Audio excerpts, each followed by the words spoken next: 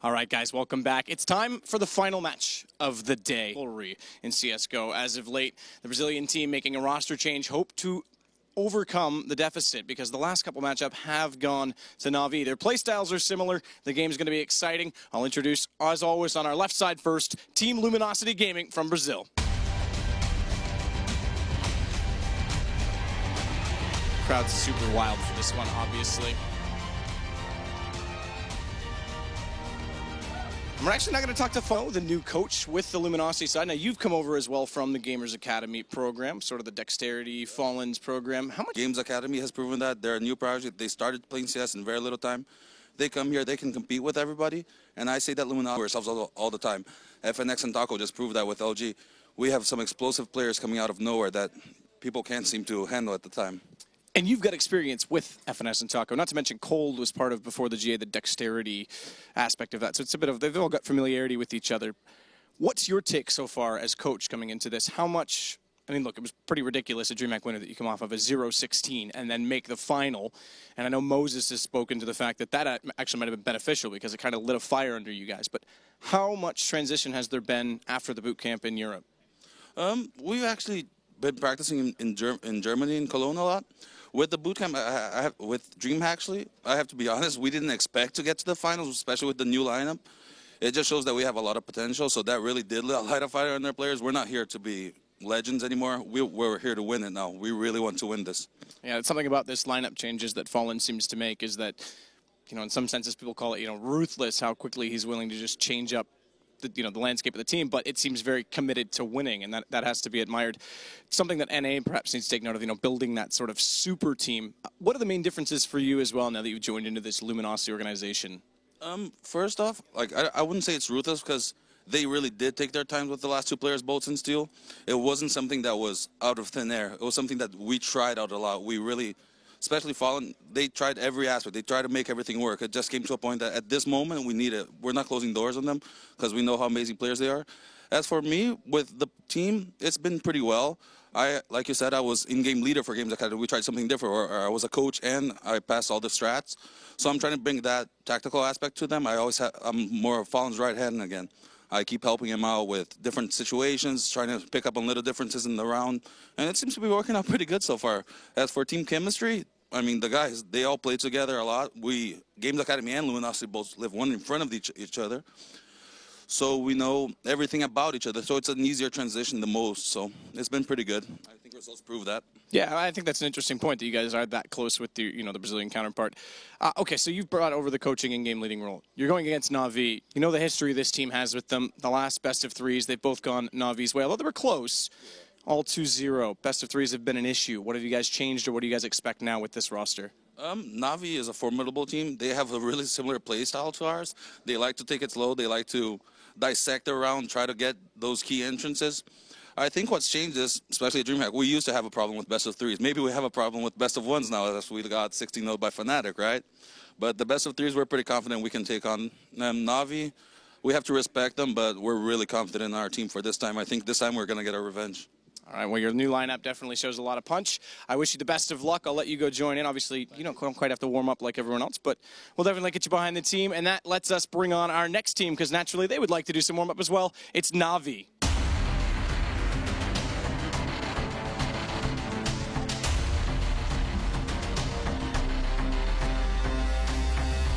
Oh, I love when I get to talk with Guardian. It's always a pleasure. How are you today? I'm very good. Very good. That's good. Very good is very good. Late at night for you guys coming over from Europe, but to be fair, they just came from a boot camp in Germany, so they might have the same issues. What are your thoughts going in? I mean, they're out for blood against you guys, obviously having lost the last few best of threes. Yeah, it's been always close games, and now they have a new lineup, so we don't know how they can play or how will they play, so it will be something new for us and unknown. What do you expect from it? I mean, you got a chance to sort of see the storyline at DreamHack Winter. I mean, best of threes have been an issue. Are you scared that they actually just have that much more individual power now, or do you guys just keep it as it was, play your game style still? Yeah, I would say they will be strongest individuals because they're just shooting their kills and headshots. So I think if we will win, then it will be a team game, not the individual, or probably individual of some of our players. So yeah, I mean, they will be stronger individually, I would say. And how about you guys coming into this? How's the team feeling, the atmosphere? You guys have been together now as a roster for a while. From what it sounds like, that's not going to change anytime soon. So, how are things to, keep things motivated, keep things fresh in the team? Well, for me, it's like 2 years. It was yesterday 2 years in Navi, so hopefully I will be at least one more year in the Navi. So the feeling, like the mood in the team is good, and yeah, hopefully we will win like the IM San Jose. Yeah, well, hopefully so. I mean, you guys had a great performance there, and of course, runners-up at the major as well. So, Guardian, I'm going to let you go join them. We're going to get into it quickly because there's a lot to talk about with this series, as I said. And that does mean handing it back over to the couch. Now, a little secret for everyone. His real name is actually the Love Machine from way back in the day. But much like the Tin Man in Wizard of Oz, I know for a fact he's still looking for a heart. Machine, it's all you. Damn. Okay, the gauntlet has been thrown down. Thank you for that. Yeah, he does. He has this like big notebook that he has to he's got like pages upon pages of throws that he has to like just choose a good one.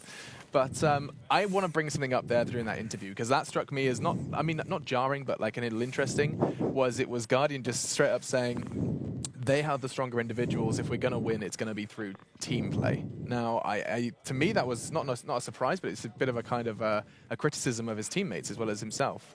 What do you guys think about that? It's not that they've ever considered themselves to be a very skillful team. Yeah. That's why you see Guardian just dropping bombs every single match, right? That's how they win their games. Yeah.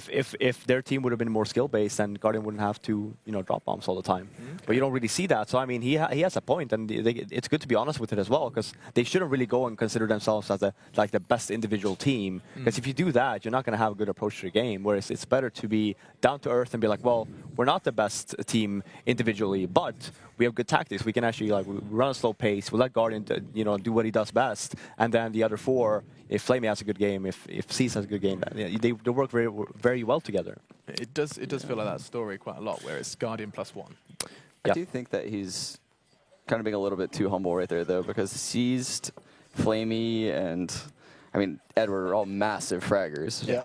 But well, it's also and even it's just kind of they are, but they don't always show up. That's it's when we see this Navi, this surge they've had this past few events. It's all because people are showing up outside of Guardian. Yeah. Let's not just a beast with the op. Right. Everything starts tactically for this team with Guardian's AWP. So let's talk tactics for a second. Where are those tactics coming from? Because you can see the roster in front of you, and this one interests me because in my mind it was Zeus for a long time, and then you just said previously off the air, Moses, that it was of course Starrick's taken that 6-man position. He's in every single game online as well. He takes that coaching role and watches every single one. And I wasn't aware that he had such a big influence, but then, this is an interesting discussion. I'll start with you, Sean. You think it's it's a combination of a lot of people? Yeah, I think Zeus is giving an input now. I know Guardian is. That's why he's sitting in the middle. I've spoken to him in the past about how he wants to have influence on the strategy of the team. Yeah. Obviously, Starrix does. Seized at one point was in-game leading, so I'm sure he takes over at certain points. I mean, literally, their whole team is just full of people that have led the team at one point or another. Can that kind of crowd-funded IGL work, or is it better to have that one man, that one voice? I mean, the kind of Cloud9 style, I guess. Yeah, no, I definitely think what they have, the system they have, would work perfectly fine, especially because all their styles are very similar to each other. It's not like one person's calling all rushes, and there's always a slow-paced team no matter who calls. And I'm sure it all gets directed back to Starrix, who makes probably the final decision. One intriguing thing was we actually, I think it was Semler and I and Thorin at the Major in Cluj, we were sitting down talking to Starrix. And because one thing that's so frustrating when you watch Navi is they have this tendency, they buy when Guardian can't afford an op. He'll pick up Deagle or Tech 9 and Armor. He'll buy an AK-47. It's please, just save a round. Get him the AWP. Stop doing this to yourself. And we questioned Starrix about it. We were like, what's up with that? Why are you calling this? And he's like, it's not me. This is Guardian. This is like me saying, all right, guys, save this round. And Guardian says, no, I'll just buy a Deagle and kill someone. So, I mean, that entire force buy tendency is Guardian, willing to buy guns that aren't the AWP for his team. And it can be frustrating at times to watch, especially, I mean, it looks great, obviously, when they win those rounds. But, when you see them kind of stumble through 4 or 5 T rounds when they don't have a full buy, that's when you're kind of come on. Like, what are you guys doing now? And I mean, it's like they're not playing their, their ace that they're holding in their hand the whole time. Is that the kind of feeling you have? And I mean, I know we've been kind of banging our hands on desks like they could have just given it one extra round and we'd have been seeing Guardian back on his most proficient weapon. I actually love the way that Na'Vi plays, though. So a lot of the things that Na'Vi do strategically, they grind teams down. They get a lot of 3-kill rounds, 4-kill rounds, and then they'll break you, and they'll eventually win a round. They'll break your economy, and they'll string together rounds at that point. And that's because of the fact that Guardian's willing to take the sacrifice of not always having an AWP. He'll take a Tech 9 or he'll take an AK. And he's super good with any gun. That's why he's one of the top 3-5 players in the world. Yeah. But, that's also, you have to break the team. It looks great when it works out. That's just the scary part. For me, I mean, yeah, that's with the way the economy system works. We see every team do that. You have to grind down their money they have, and eventually you break them, and then you string some easy rounds together. But, I mean, if you don't ever break them... Well, in this instance, that them is Luminosity. We need to talk a little bit about them. I mean, a roster, of course, 2 new additions. Seeing FNX and Taco kind of fit quite nicely into that roster. And I'll start with you, Robin. When you saw these new additions, did you manage to catch DreamHack? I mean, I was there. And yeah. When they just got a beating versus Fnatic 60-0, I just called them out on it. It's like, you don't make a 2-man roster change a day before you go into a tournament. Not playing at all, and I mean, it showed the first game. It was Dust2. They just seemed lost. Fnatic just ran over them, and then all of a sudden you saw a little click, and after that, I mean, they played great. They played great Counter-Strike, worked well together, very strong individual lineup as well. I mean, that was the whole mentality for Fallen as well. It's like, well, we need more firepower. And then you bring in these 2 players, and both of them play great. And then coldzera is obviously, he's the star player on the team, and he doesn't have. I don't think he's ever disappointed me in like a game. He's always been so good. He's so good. And then with FNX now and Taco needs to change his name, by the way.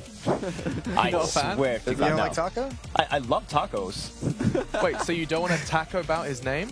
No. Jeez, God. oh, good Lord. Oh, no, Alex. No more. No, I don't want to talk about it. No. Okay. That's painful.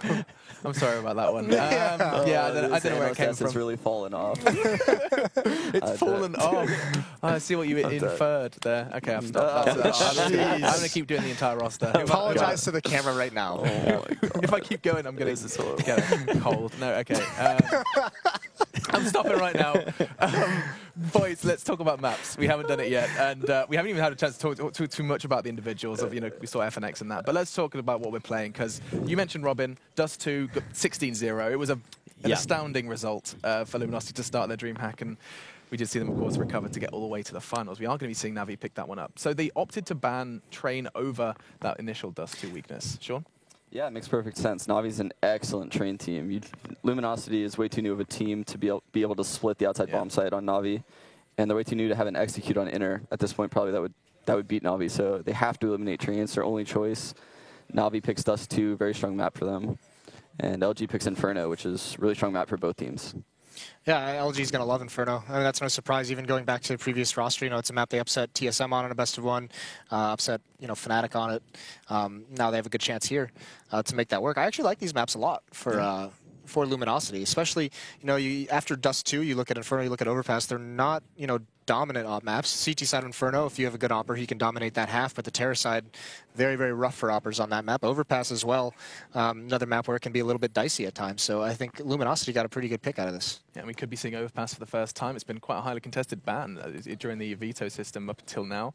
Predictions, boys, going to have to be a quick one because they are ready to dive into the knife round. Robin, you up first? What was the first map? Dust2? First map is going to be Dust2 Inferno Overpass. Yeah. I mean, Dust2, I really like this from Luminosity after, Navi's choice. Yeah, which is great. I mean, this was their pick coming into DreamHack. Well, not pick, but that's what he ended up playing, right? And now they actually had more time to work with that. Because look at Luminosity's roster. I think Dust2 is a great map for them overall with their individual players. So I'm gonna say Luminosity actually. Okay. I'm going to take Na'Vi on this one. I'm not going to shy away from Guardian and this team on Dust2.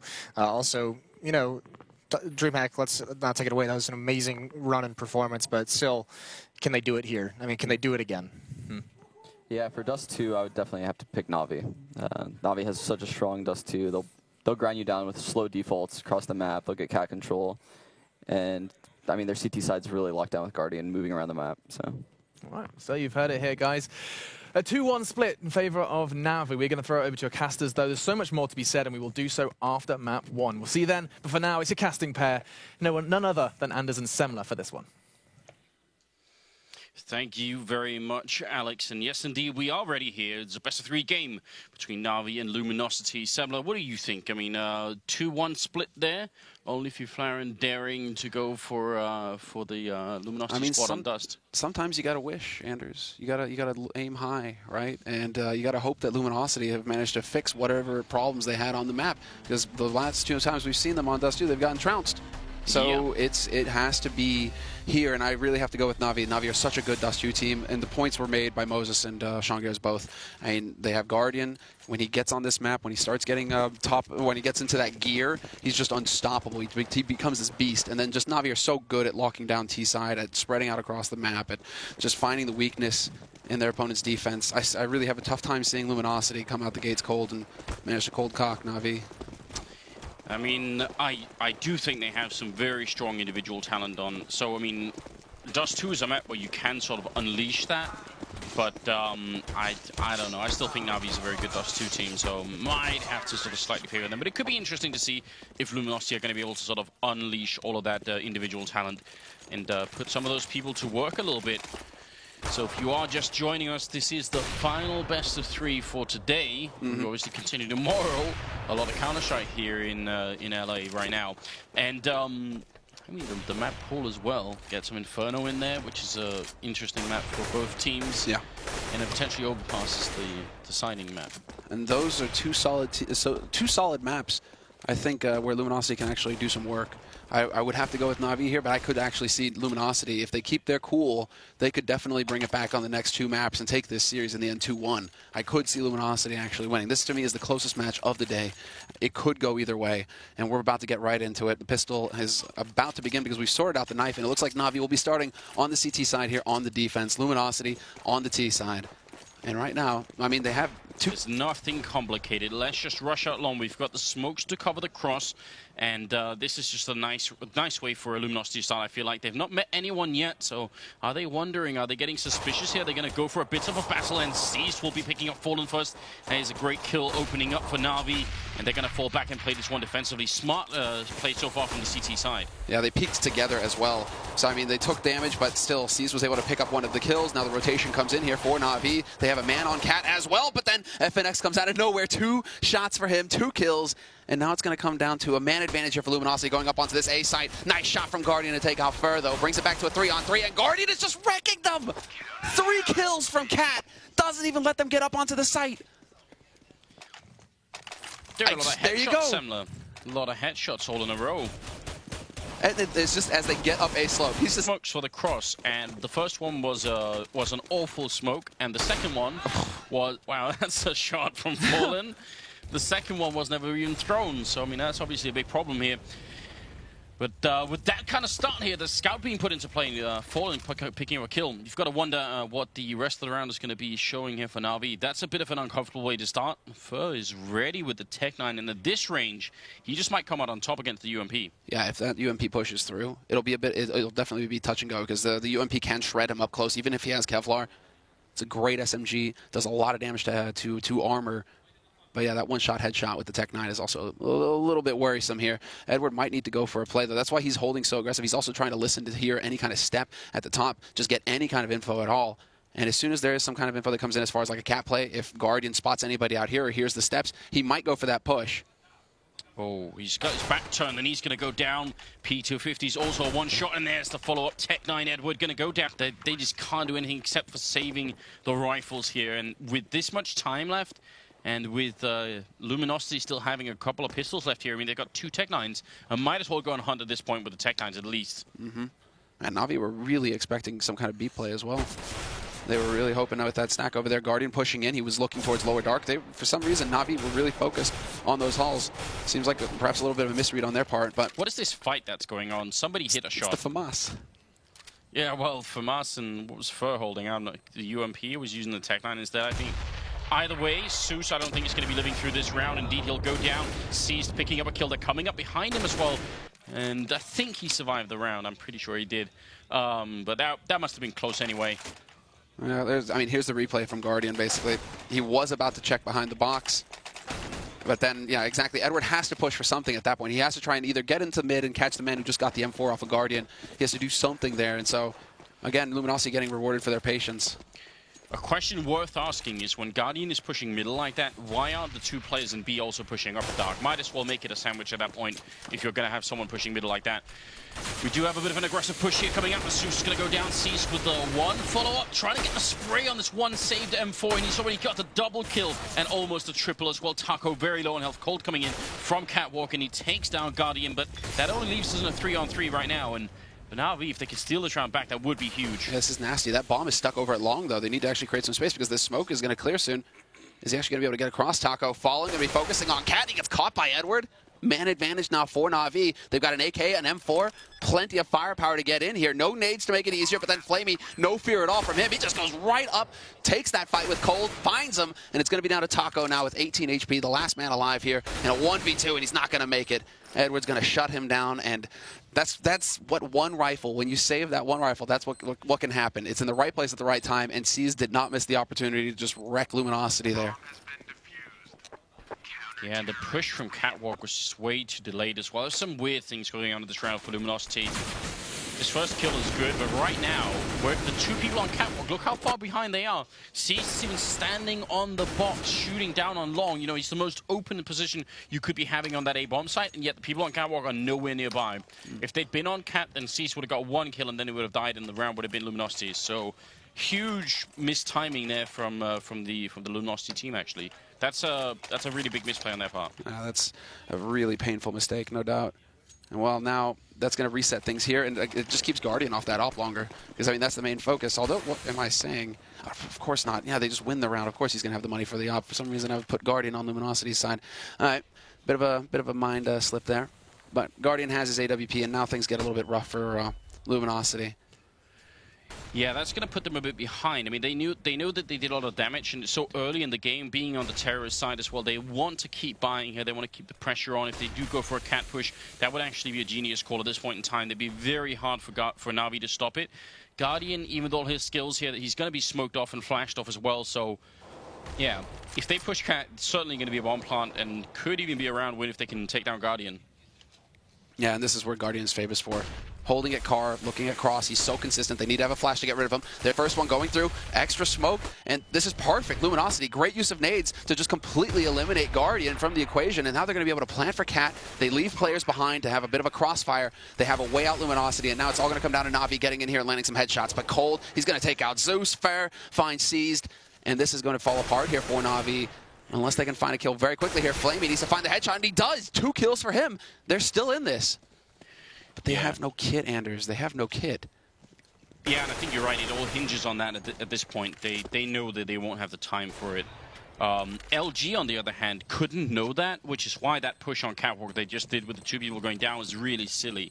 But it's going to be fine anyway here. Taco, is he going to survive the bomb blast? He will.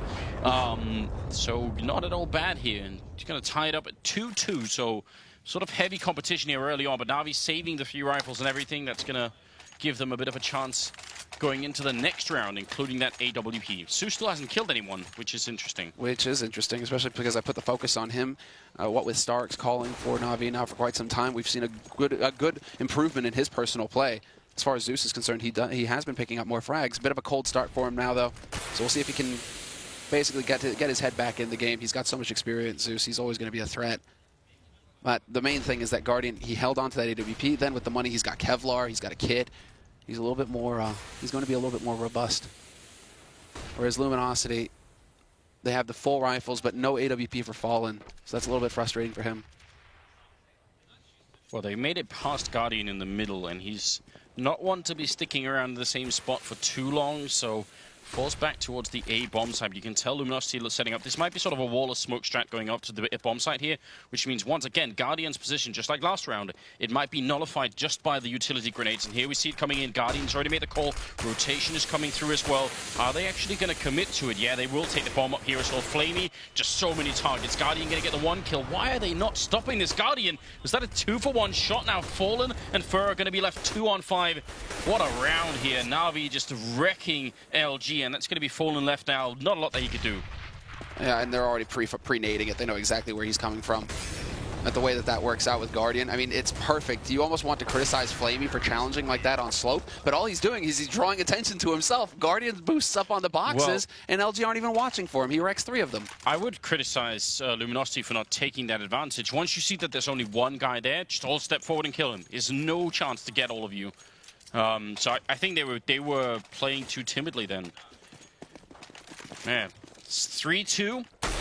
Scout being picked up by Fallen. It worked the last time. Not going to work this time. So Na'Vi, I think, with a bit of a chance this time, actually, to make a big dent in the first half here. This is where they can finally wrest some control, right? I mean, it's been so back and forth so far. They haven't really been able to establish a bank. This could be their big round, you're right. Tech-9s, P250s, a Scout on Fallen is the best that he can do. And right now, Luminosity are just spread out, hoping for a lucky pick in, and they nearly get it there. Edward gets headshot at long. That very well could have been the opening kill for Luminosity, but instead it's going to be Na'Vi shutting him down across the map. Luminosity, after the push at long, try and make a quick play into B, and they just get slapped down by Flamey. He gets 2 kills, and now Seized is here to support with that Galil. Nice double kill for him, and that's as clean as it gets for Na'Vi. They're going to be very happy with the result on that round. Very good job here, and not losing really anybody either.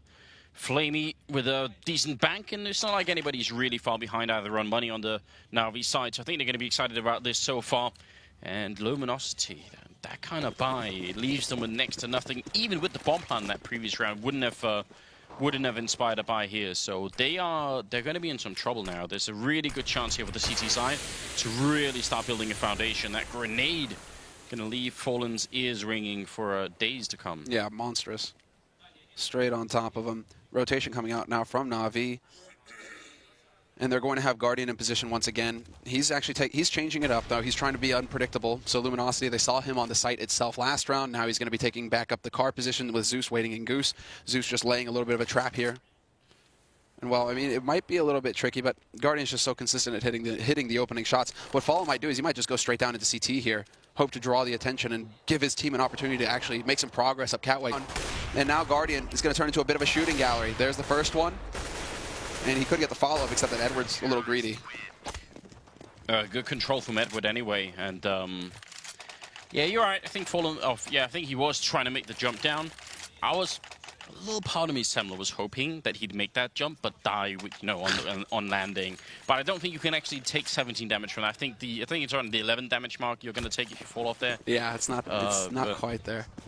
One can hope, right? Right. I mean, it would have been good. I mean, at least that it's better than giving $300 to Zeus. You kill yourself. There you go. Nice though. Look there at we go. Read from Fallen there. But are they going to read Edward following up here? AK in hand, pushing forward. Sprays really early on. But, I mean, he gets the kill. Going to get down to Cold, though, instead. It looked like Edward didn't have a plan B then. He was like, I got the kill. What am I going to do now? He was waiting for Fallen. He was waiting for Fallen and Suicide. And that's the thing. He didn't spot the man holding it long. So he would have been one step ahead, but it just didn't play out that way with Cold being so close. So a little unfortunate there for Edward. You got to appreciate, the risk-taking, because at that point he had to go for something big. And well, now Na'Vi, they're still a man down. They have no nades. They have a single incendiary on Seized, whereas Luminosity have everything they need. 55 seconds left on this clock. And there's still plenty of time here for the Brazilians. This is kind of cool as well. They've got Guy in Upper Dark, which means they've got a lot of information on that side of the map. They don't spot anyone. That in itself is very valuable. They've got Zeus controlling all of middle alone. They know no one's coming lower dark. He doesn't have to worry about that. This is a very well thought out setup here. And over at long, well, this is the only really weak spot. And that's where Luminosity are going to go. It's going to be really hard for, with just a rifle over there, to contain 4 people coming into it. In the middle, it's been a bit of a battle. C's just doing some jiggle peeking here, shoulder peeking the pit. And now he's going to know 20 seconds. Molotov going to go up as well, and they're just going to make it past. He's waiting. He's just hoping that some kind of opening is going to present itself. Instead, it's FNX to take out Zeus.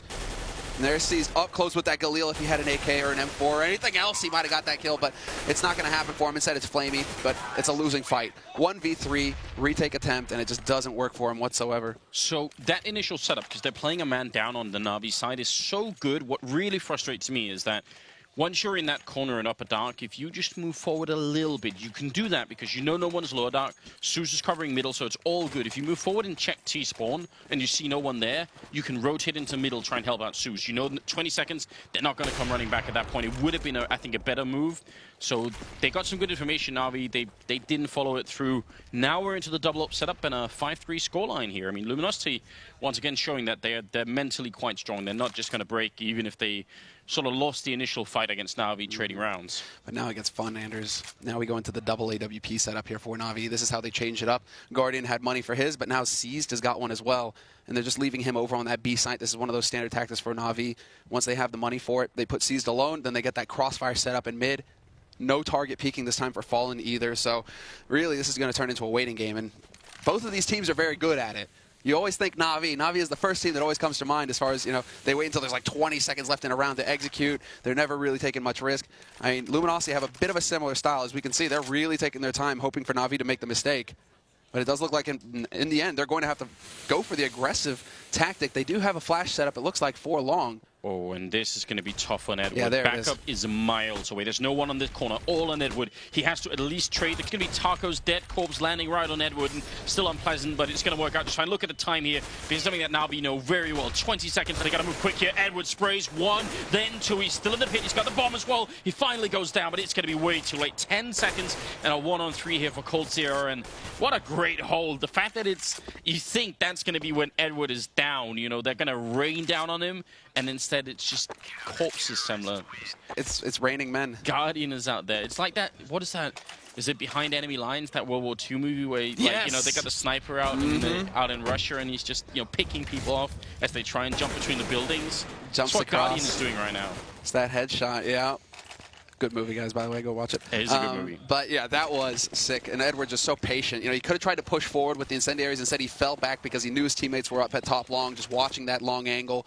Luminosity, this time it backfires. They had no time to back up and change the tactic. They had to press forward.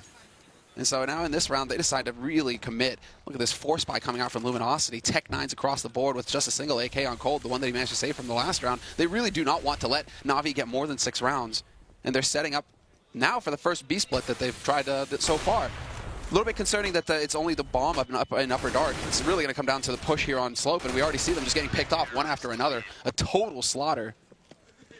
Yeah, and with Seized as well using the AWP in window there, I mean, great setup. And Luminosity, they've got to be worried. I do think 6 rounds on CT side here for Na'Vi is sort of like a milestone. Yeah.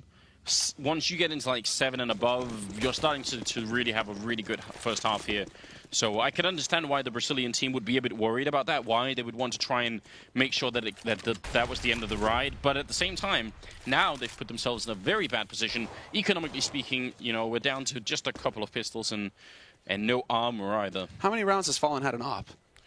Right? You know, like the ideal firepower, it's been just so limited for Luminosity, it feels, at all times.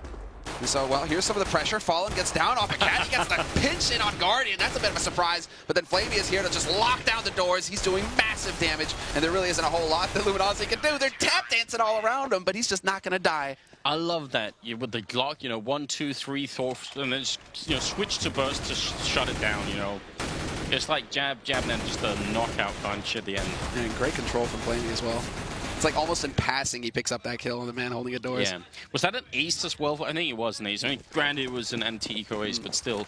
Flamey, I think, also got off, what, 15, 1 and 2? Could that be real life? Is that really his scoreline? That's not bad. It's just starting now in the 12th round. Aggressive move from Na'Vi. So before Luminosity even like try and find a way to do this, actually it's the CT side that switch up the with a sort of more offensive setup here, and that's going to be really annoying. But they are sneaking past on Catwalk. They're actually just going to be walking up from that smoke that they themselves put up on the headshot box, getting the opening frag on Seized. Now we've got a real round on our hands here. Zeus going to be moving forward. Grenades riding in. They almost line up for him, but they're going to trade the frag, and also Flamey going down. Edward coming up from behind. Kitty hero this round. He's got the M4, but they're running with the smoke. He can't find the targets, and Guardian is about to need a lot of help. He's going to go down cold with a straight headshot, and well, Edward, it looked like he had the timing window, but these smokes actually ruined it. For a second time.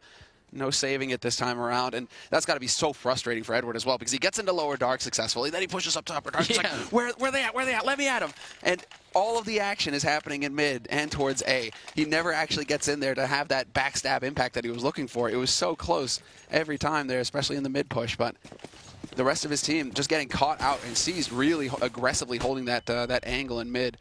Came back to bite him. Trying to force it, you know, that's always a little risk there, because that short smoke that is used by Luminosity is really tricky. They can just drop down right in front of him, and then if he misses that shot, he's a dead man. Now we actually investing pretty much their whole bank into this round. They've got the double up set up and a lot of grenades as well being purchased, so they've got to make this one count, otherwise they in turn risk letting Luminosity back into the game here. The Brazilian team going for a very standard spread right now. Although with a little bit of catwalk control, they are making sure that no one's up there. This is what you do if you want to go for like a B-split push. You want to make sure no one is there and then try and commit back to it. And I mean, B-splits, we haven't seen too many of them here. So it wouldn't be out of the question they can try and do that. They've got the Molotovs and everything else for it. Although now that they're walking more people back on catwalk, you could be something different. Yeah. We'll see how this plays out. They've got about 45 seconds. They're going to throw the grenades up here. They're taking the bomb back down middle. Smoke's going to go up into CT spawn, so we are going to have the B-split coming out here with about 35 seconds left. And Zeus actually spraying, and there's not a smoke there. It is way too late. I just assumed, and you can't do that. Fer going to get the kill, but he goes down, and Zeus will fall next. It's now 2-on-3. Getting a little sloppy there, trying to force it. Luckily, Seized is still alive on the B side with that AWP looking upper dark, so Taco can't get anything done. And it's going to come down to FNX, who's very consistent for Luminosity in the clutch, but this is just an impossible situation. He has to try and go through mid doors into a crossfire to get that bomb, and it's just not meant to be. Now, I assumed that they would be putting up that smoke in CT spawn. When they didn't, this breaks it. One kill there from Zeus, and it's all going to be really weird. And that's the real issue, is that FNX, I think, was supposed to try and jump off a Cat down into it. He just didn't commit. He ended up backing up off of Cat, so there was no backstab into CT to actually remove somebody there. It's a little frustrating there for Luminosity. Their plan not really coming to fruition, and now, well, there's the shot Guardian deciding to challenge that angle. He's even going to go for more. He's dropped down to half. 2 kills, although Fallen just comes right back into it. We're back into a 2-on-2. Oh, and Cold with the almost perfect timing there. Flamey was backing up. Fallen now, 24 health, 1-on-2 here in the 14th round, and this is going to get tough. He's got the bomb, but is someone spotting middle? I do think so, yeah. Whoa, Seized actually. He can't spot the whole of middle. Wow, okay. Yeah, he was really expecting to Fallen to hesitate a little bit more at long. And so now Fallen can actually get into the B site for free. It's not until he plants the bomb that Na'Vi are going to be in position to deal with that. Unless he deliberately slows down here, he's actually outthinking it. Because now the man with the AWP can be down. No, it's going to be Flamey and CT, but still, he's going to spot Zeus when Zeus crosses the doors. Now or rather Fallen has no nades to work with, so it's going to get nasty. He tries to challenge and he gets taken out. Good positioning there by Flamey. And so Na'Vi, they just keep control of the situation. Guardian, though, is just crazy, man. Going for repeaks like that into a rush, that's, well, we saw what happened. It's near suicide. Yeah, you got to be careful about that.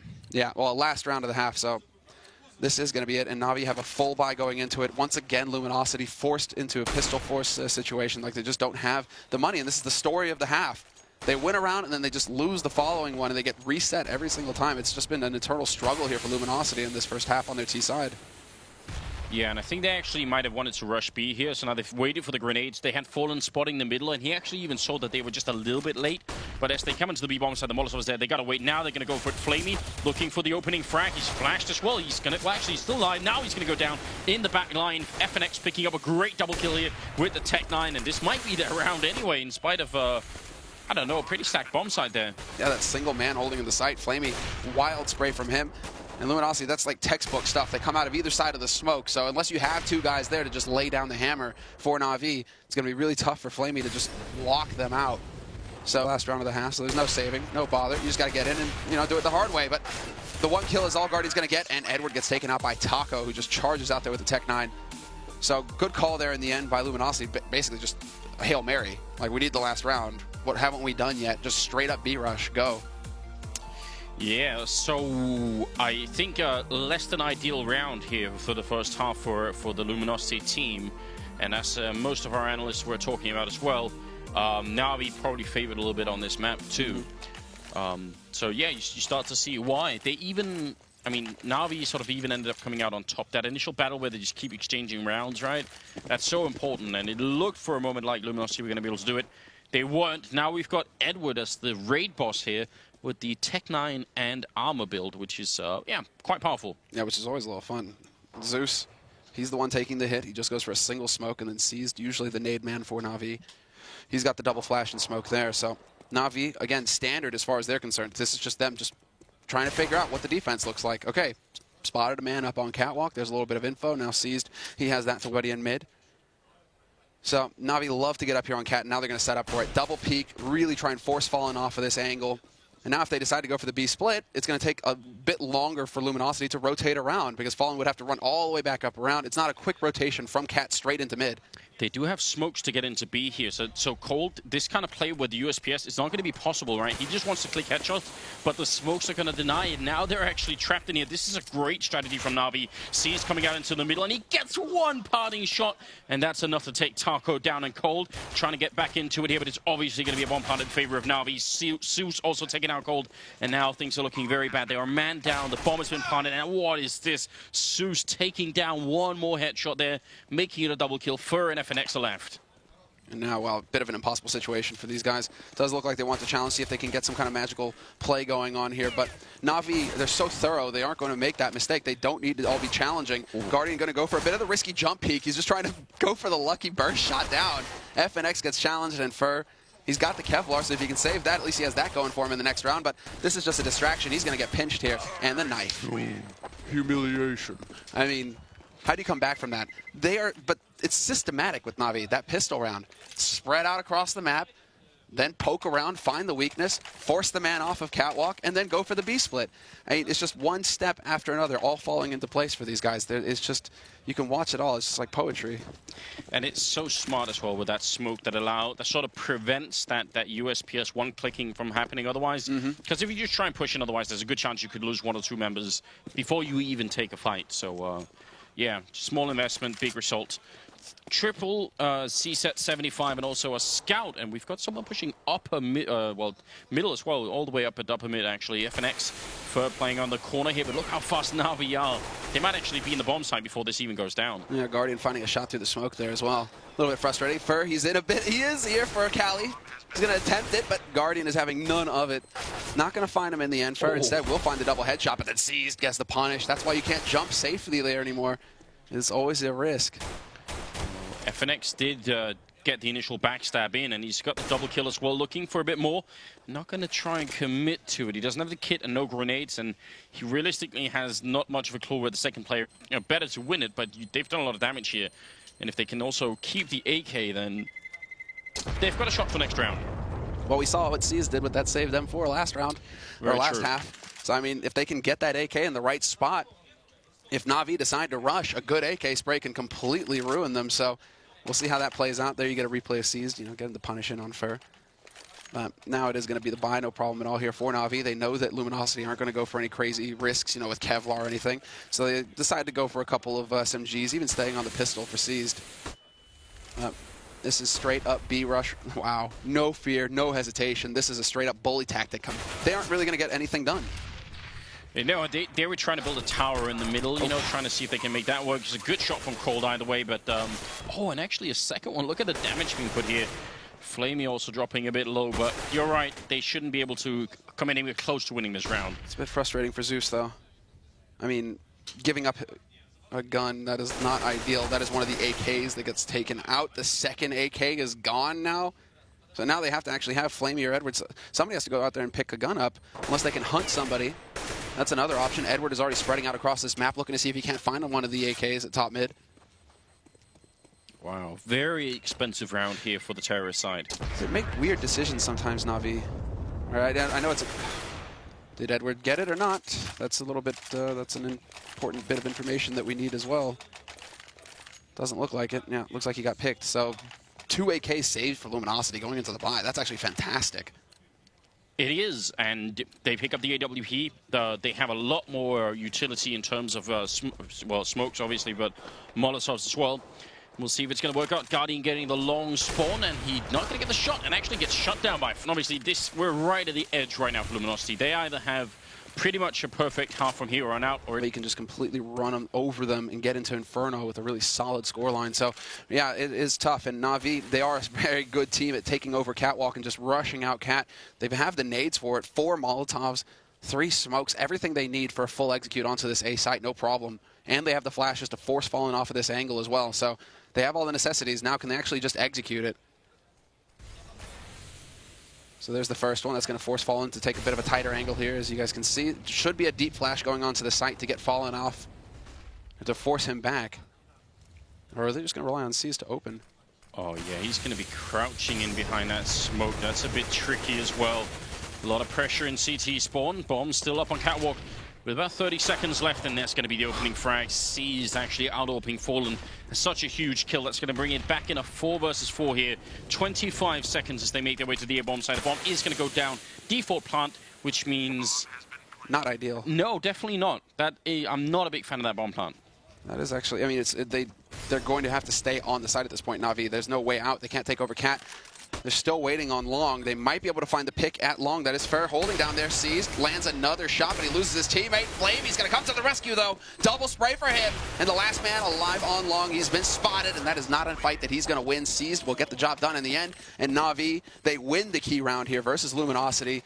Now, the rest of this half is theirs to dictate. And I can guarantee you that Fallen is thinking the same thing that I am. Where's the flash? Where's the flash? Where's the flash? And he's dancing around. You know, he's trying to stay sharp. If he spots it, he wants to turn away fast enough. I mean, that works out perfectly for Seas, who just walks in there and decides to take the fight straight up. Definitely not expecting that. Luminosity, though, they have enough money to go for the YOLO play. 2 AWPs for them. And then just a force up with some FAMASs for the rest of their teammates. Well, I mean... why not at this point? You might as well try and see if you can make this work. It's been well proven how strong it is. C's going to be just opening up the round here, and FNX going to be going down, looking for a second. He hits the headshot through the smoke as well. Fur is gone, and we're right at the limit here. Finally, Fallen coming up with a kill on C's. They've got to stop this right now. Luminosity essentially needing to win 11 rounds in a row, including a bit of a comeback into this round, and it's not looking possible at this point in time here. Even the parting kill there coming in from Edward, and Guardian going to be dropping Fallen. And now are they really going to try and challenge this? That is crazy. Guardian decides to go for the peek off a slope, and they're already on the hunt. Edward, he's just looking for this AWP. If he can find it, that would be fantastic. But I guess the hero of this round, we just have to give it to Seized. Guy walks out onto Long, gets 2 kills, just annihilates half the defense on the A site by himself, even spots a man just on the edge of the smoke there. So after that, it's just too much of an opening. Na'Vi, they can just power onto the side at that point, and there really isn't a whole lot that Luminosity can do apart from just hitting crazy shots. And Fallen did try. Oh, and they're going to lose the rifle as well. Well, I mean, there just haven't been a lot of setups here for Luminosity on the CT side that have allowed them to get refrags, right? Mm-hmm. They keep playing these individual positions, like over at Car. There's no one there to get the refrag. When Edward was playing down in Pit, he at least had Guardian playing up on the slope to help him out with the AWP, but there isn't a lot of that kind of setup here. So right now, the Brazilian team having a really rough time. Oh, well, here we go. They're making use of the double op. Flamey, though, double headshot for him at Long. And again, half the defense gone in the blink of an eye. It's falling apart for Luminosity. FNX does not have the best weapon for a long-distance fight. That shotgun, it is not going to work for him. And while Zeus, he does get pushed down. Taco hitting a hard shot there. Thought that Zeus would have that. That's a 100% kill there for Zeus. He should get that every time. So for him to miss it, he's going to be miffed. But the damage is already done here to the defense. Taco, he's down to a single point of health. 34 left on Cold. They don't even have a kit going into this retake once that bomb gets planted. Yeah, this is not going to work out for Cold either. He's such a good player, but, you know, that little health and just a FAMAS, not exactly ideal.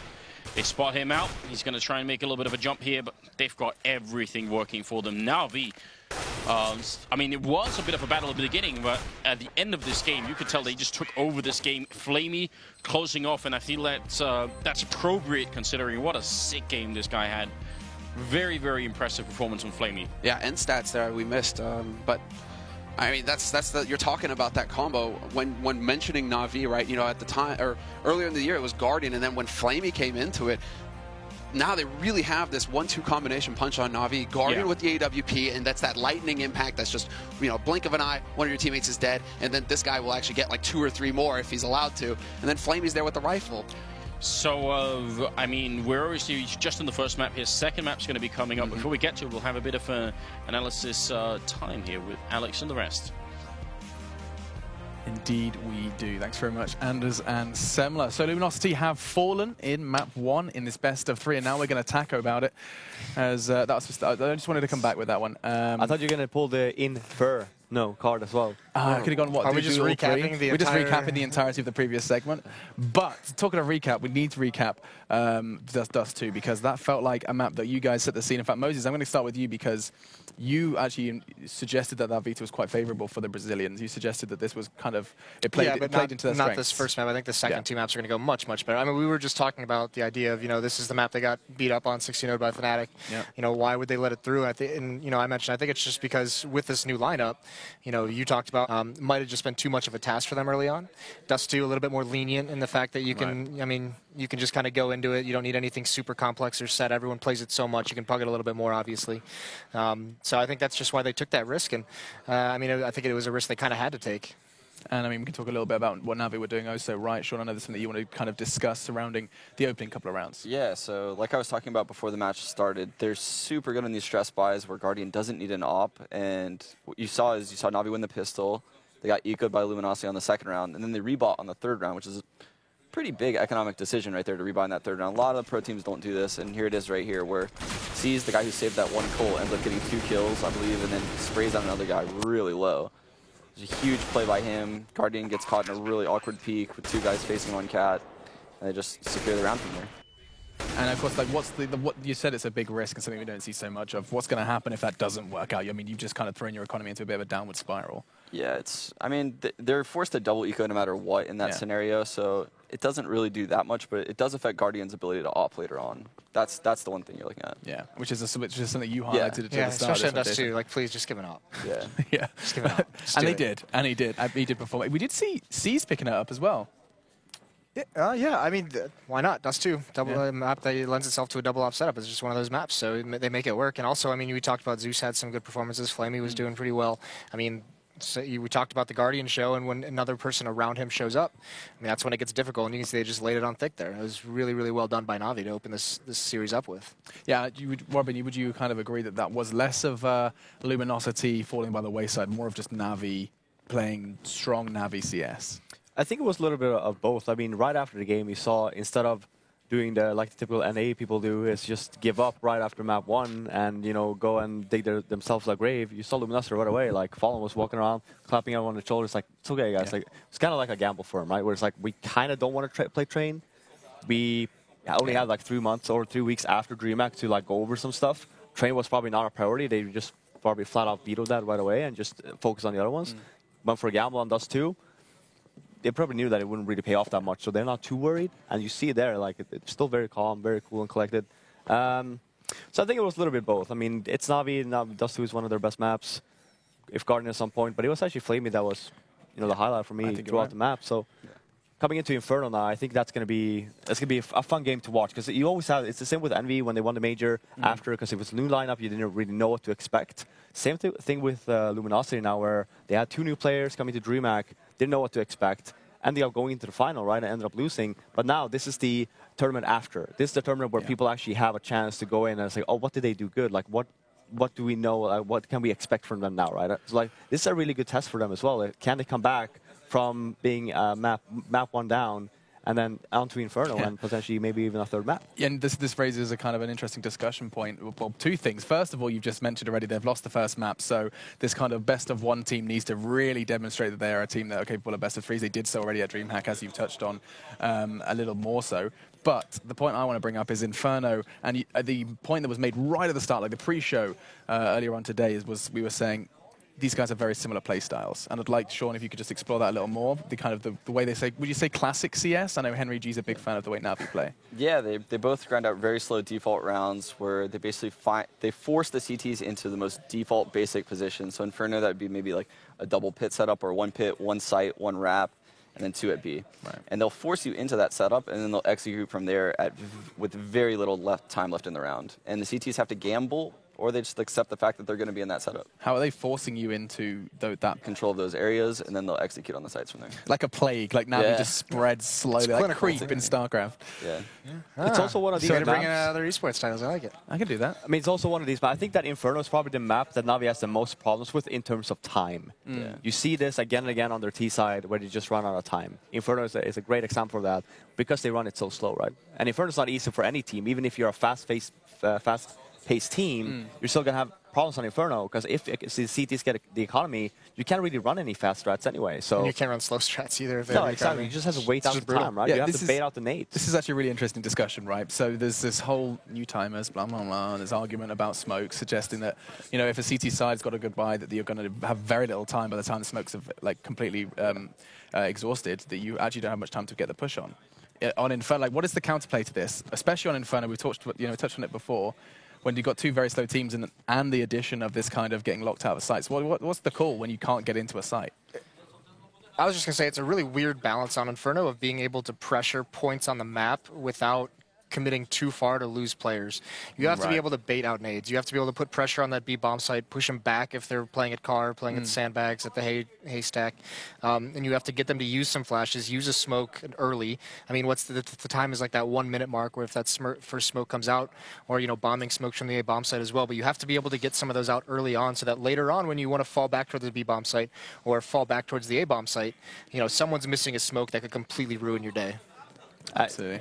And I mean, as well as if you do not contest the banana area as a terrorist and you end up going A, there's a big possibility that you're going to end up running into 4 people, right? Because the B bomb site is very easy to just leave one guy there. But that's why you have to contest it early or even right before you hit the A bomb site to make sure that you don't actually like end up fighting 4 people because then it's an insta-loss, right? We saw the prime example in that Conquest. It's really important that Luminosity gets banana controlled this entire match because Na'Vi, I know, likes to push banana as CTs, and they'll smoke the bottom, they'll Molotov the middle. Right. But the way you need to counter that is you need to Molotov the car, and you need to throw flashes, so that way they're unable to push while your Molotov is down, and their Molotov fades, and then you enter at like the last second of your Molotov, and you take banana control.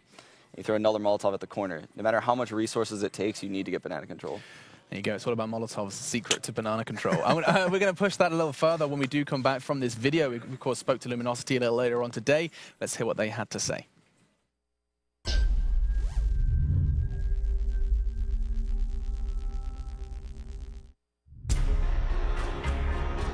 My name is Gabriel, my nickname is Fallen, and I play for Luminosity Gaming. Our group is really difficult. We're gonna play against Na'Vi, which we lost for them twice in a row in last tournaments. For us, it's revenge on this first match, but more important than beating Na'Vi is passing out of the groups. I think this is the main goal. As always, Fnatic is one of the big contenders for the title. It's always difficult because North American teams have a streak of defeats against the Europeans. I think Team Liquid is coming strong. They are getting stronger and stronger every time. I think Conquest can show a lot of potential as they have shown in other tournaments in this year. It's cooler when you see a weaker team beating someone that's supposedly more stronger, so we're always cheering for upsets. I think this Ultra Plato was pretty important for us because we got more firepower in the team, but I think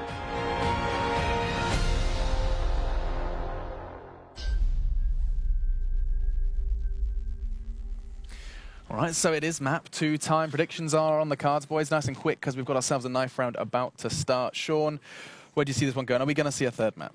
I think so. I think Luminosity can take this map. They're extremely strong on Inferno. They need to at least go 1-for-1 on pistol rounds, though. If they don't go 1-for-1 on pistol rounds, they're going to lose.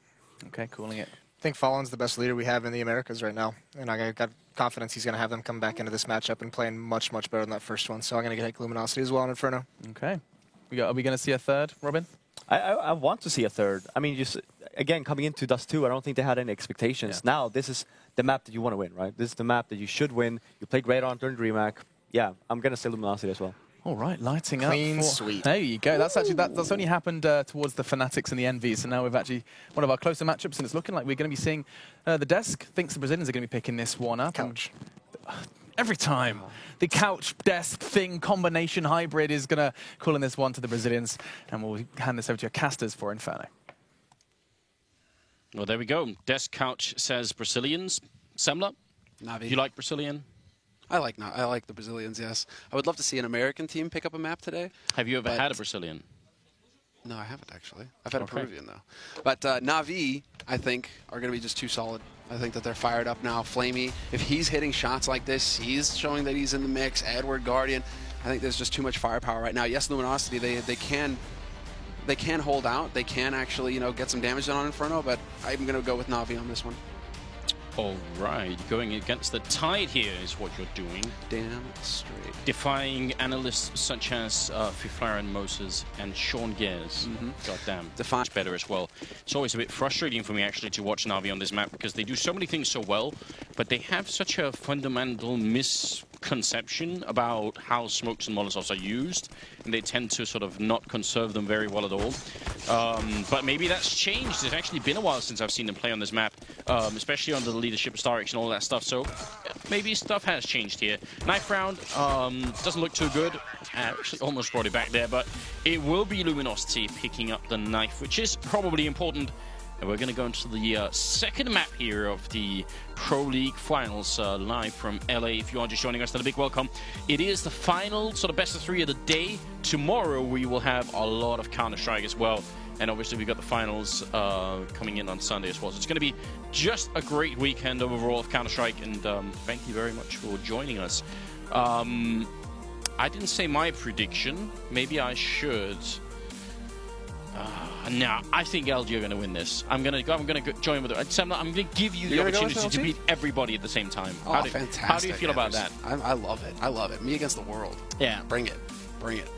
I think Na'Vi, man, I think they're going to be able to do some serious damage, especially if they keep hitting pistol rounds. And if Guardian gets that off, it's going to be a real rough time here for Luminosity, but it's not going to be an easy road here for Na'Vi. And it looks like Na'Vi will get the start on the T side, Luminosity on the CT side. And so right into the thick of things here with the pistol round, Anders. And, well, full utility already picked up here by Fallen, at least.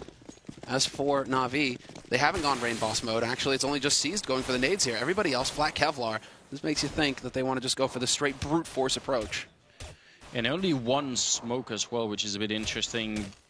Whenever I see 2 smokes in a pistol round on the T side, I always think it's probably going to be a B push. When I see just 1, it makes me wonder a little bit here.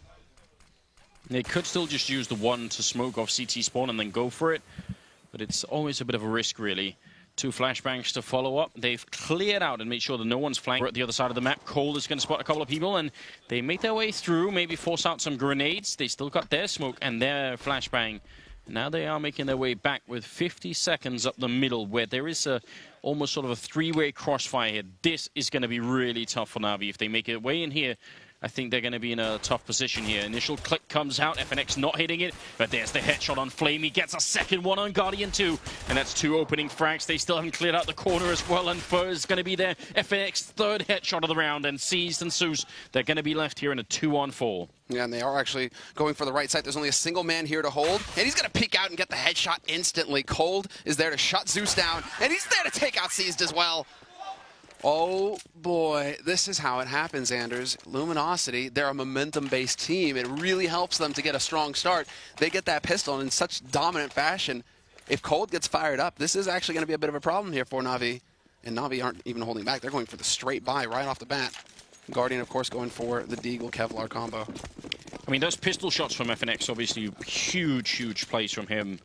And yeah, that was, you know, like the analyst was saying, if they can just get 1 out of 2 pistol rounds, then maybe they'll have this. Here's the first one. Now they need to survive this buy-up scare. And what a shot. That's Edward and then Guardian with the follow-up Deagle. So this is what couldn't happen for Luminosity. It's Dust 2 all over again, right? Just, are we going to see that melee again where they just go toe-to-toe, round for round at the beginning? Bomb carrier gets dropped, but then he gets baited out into the open. Flamey takes advantage of that, removes Taco from the map, and it's going to be down to Cold and Fallen. Now the last 2 alive for Luminosity. Trying to get in here quick, and Edward is low, but Seized hits a crazy shot on Cold from short. And now it's all going to be down to Fallen. 1v3. And they don't have a whole lot of HP here to work with, Na'Vi. So if they challenge him, it's going to be a real risk. But it doesn't look like Fallen wants any part of this fight. He doesn't have a kit. And there's just too much time ticked off of this bomb for him to be able to get in here and challenge this Triangle of Doom. Yeah, he can't really do anything at this point. Nice crossfire as well between Quad and Boiler Room there. So that was a little bit tricky, I think, for Luminosity to get back into the round. Fallen gonna survive.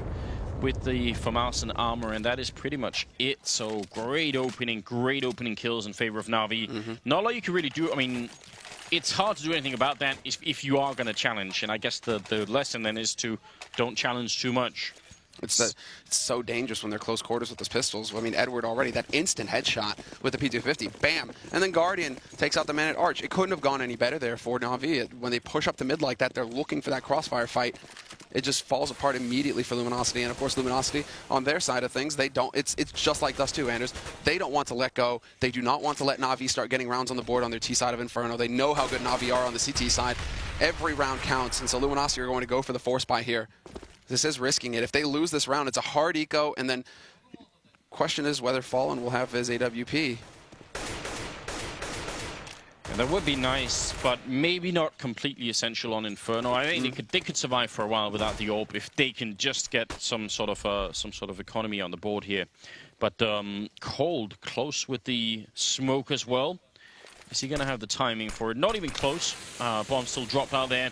So now Na'Vi just have to wait, and in 50 seconds they're not going to have any problem doing that. So when the smoke is gone, it's going to be like 40 seconds left, and then it's going to be a free for all. They're going to see that no more smokes are coming up anywhere, and they're going to know that they can just walk in. It looks like Na'Vi, they've got their eyes set on A site right now. 30 seconds left. So that pretty much ends it. They have left a man alive at top Banana. He's stomping around. He's making sure that these two players over here for Luminosity aren't going to rotate over too early until it's too late, until Na'Vi are pressing onto the site. Frere, he gets smoked off in Library, so he can't even just try and push through. He would get picked off immediately. It's going to come down to the two players alive here for Luminosity, but not for long. FNX instantly taken out. Taco trying to do some damage here from Pit, and he's going to buy enough time for Frere to step out from Library and pick up a kill, but he's going to get stomped into the ground here by Guardian, and that leaves it down to Cold and Fallen. Fallen still with the FAMAS, but a 2-on-4 retake of the A side on Inferno. It's a tall task. It's a bit too much here for Luminosity. Oh, well, Fallen, I think Flamey spotted the gun barrel, so he's got a bit of an idea that someone might be there.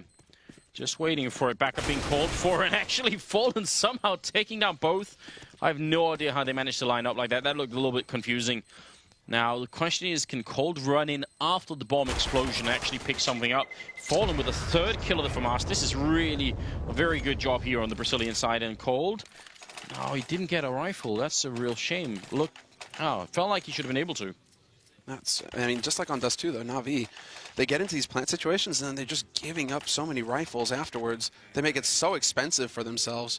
This could have been a situation where, with 4 players alive, maybe they lose one more, but they could have kept at least 3 alive, and so nobody would have had to force. They could have dropped guns around, and it wouldn't have been a problem. Now their money's just right back down to 0 again here for Na'Vi, so this is going to be a little frustrating for them. Still, Luminosity, hard eco for them, of course, because they lose that force, and so it is really just going to come down to Na'Vi now having a perfect round. And Cold, well, he's going to ruin that party right off the bat. Guardian taken out by him, close quarters in the apartments. Very good job. Zeus making a bit of a jump on the other side here, and Fallen is there with that dreaded FAMAS. Took down 3 of their players. Fur here, trying to see if they can do a bit more damage. Again, damage is very important here. Luminosity, they've got to count on the 5th round to get right back in here, and if they keep doing damage, then they can keep Na'Vi close to that eco. I love it. Zeus, he smells the stack. He knows, and yeah, he doesn't even let the flames do the job. Frere gets taken out with a bullet instead. Mercy killing, in other words. Exactly, right? Painful way to go in the fire. FNX, he's going to try and go for the sneak, but Zeus knows that there's somebody playing from construction. You can see Na'Vi basically just spreading out, making sure that that man was going to be boxed in. They knew just how many defenders were there, and so now it gets a little bit interesting. Fallen just had enough money for his AWP, and there are the rifles. Limited nades though for Luminosity, and there it is. Actually, Fallen, he could have gone for more, but he's actually just going to go for the Kevlar so he can get that kit and still have a smoke. So 4 smokes here for Luminosity at the beginning of this round. Man, no incendiaries.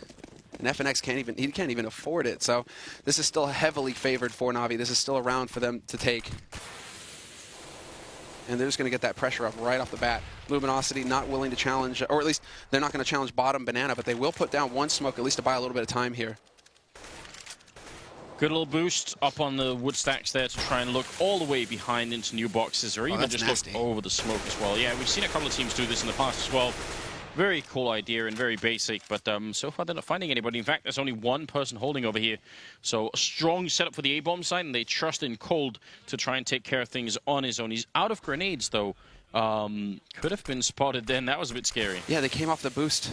Oh, they came off the boost just as he starts to go back to that site. And he has a flash, but he has no smoke. No smoke here to block off a push coming in from Na'Vi. So Na'Vi right now, 45 seconds left. This is perfect for them. They're going to get the full execute onto the site, and Cold only has a single flash to stop him. He's going to have to just get fantastic headshots here. It all comes down to him to at least trade 1 for 1, because going into an equal retake, it's going to be real tough for Luminosity. There we go. He gets his job done at least. Trades 1 for 1, confirms that the bomb is here, and now it comes down to the rotation here for Luminosity. They need to get in quick and not die, but Flamey's there to take out Fur through the smoke.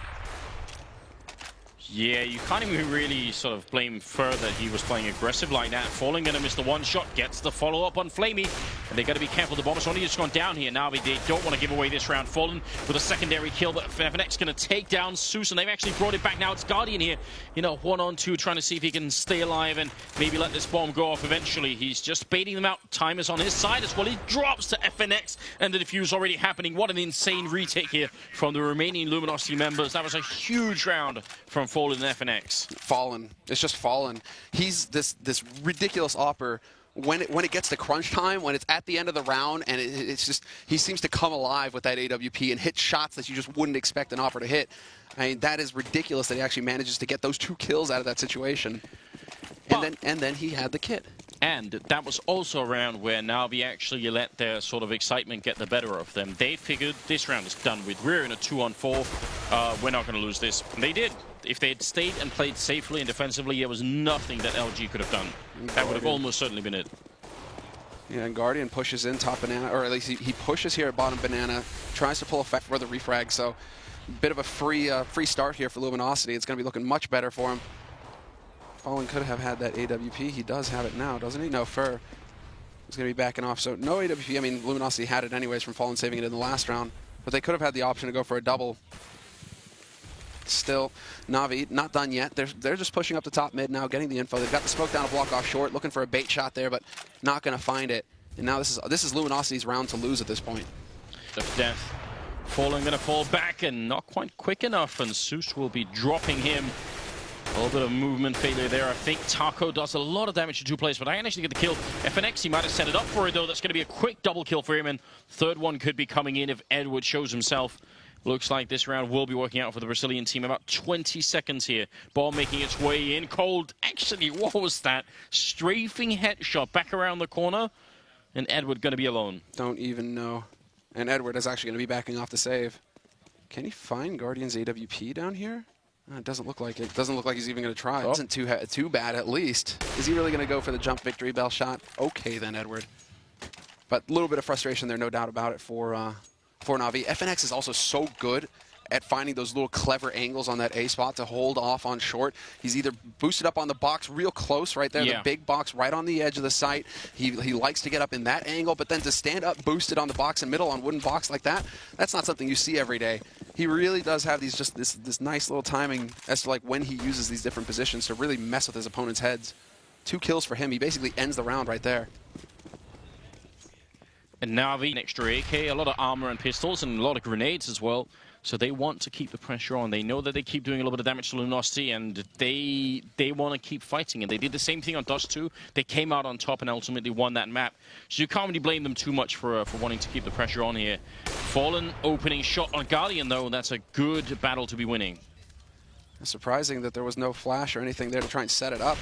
Now Fallen gets flashed, but nobody there to follow up on it. Fresh smoke goes down here from Cold at top banana. That pretty much locks Na'Vi out here. 50 seconds left.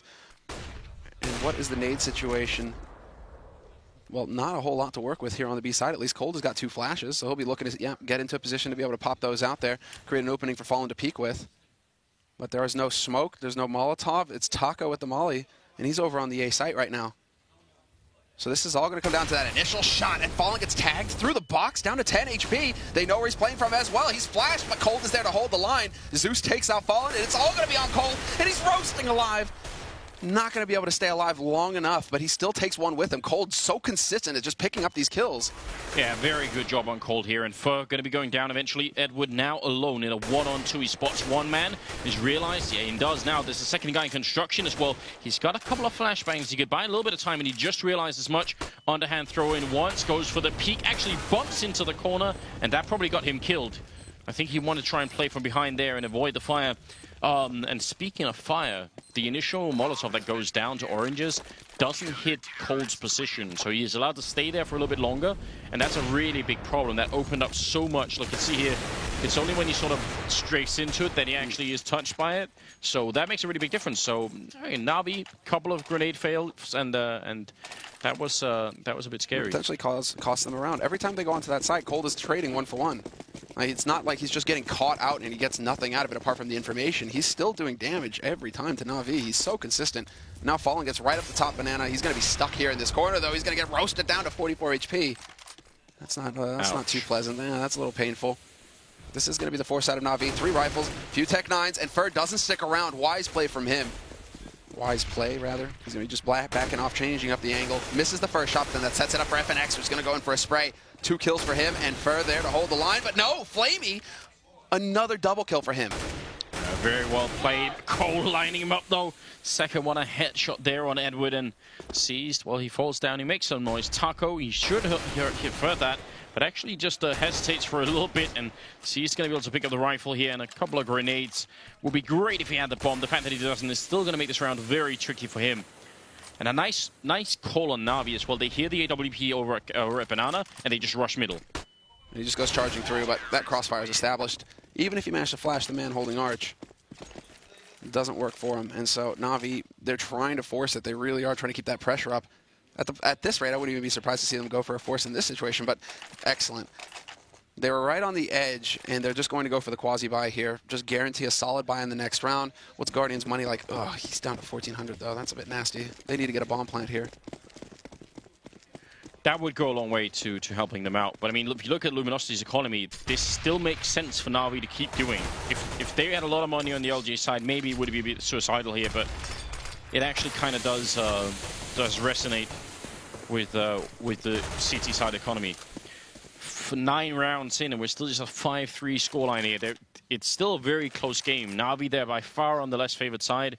If they can bounce up to 5 or 6 rounds here, I think it's going to get very tough for LG. I agree.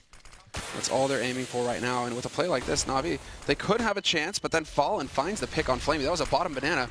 There's the peek. Cold goes through, gets that spray, does massive damage. 2 kills for him, and it's going to be down to Guardian now. Last man alive here. And there really isn't too much hope for him. He's going to try and flash his way through. Cold is there to greet him. And a 6th round on the board now for Luminosity, who are starting to pick up steam. They're getting that momentum. It's all on this round here for Na'Vi to just break them, because they did go for the save, the quasi-buy here for Na'Vi, so they will have a full buy in the next round. This is the problem, though, is that now Luminosity, going into this, you can start to see that they're stacking up incendiaries. Only 2 incendiaries, though. I'm a bit surprised by that. You would think that, yeah, there we go. Taco actually chucks a flash out just to get another one. You really want to have that incendiary smoke combination to work with here on the CT side. With all these choke points, those incendiaries will just work wonders for you.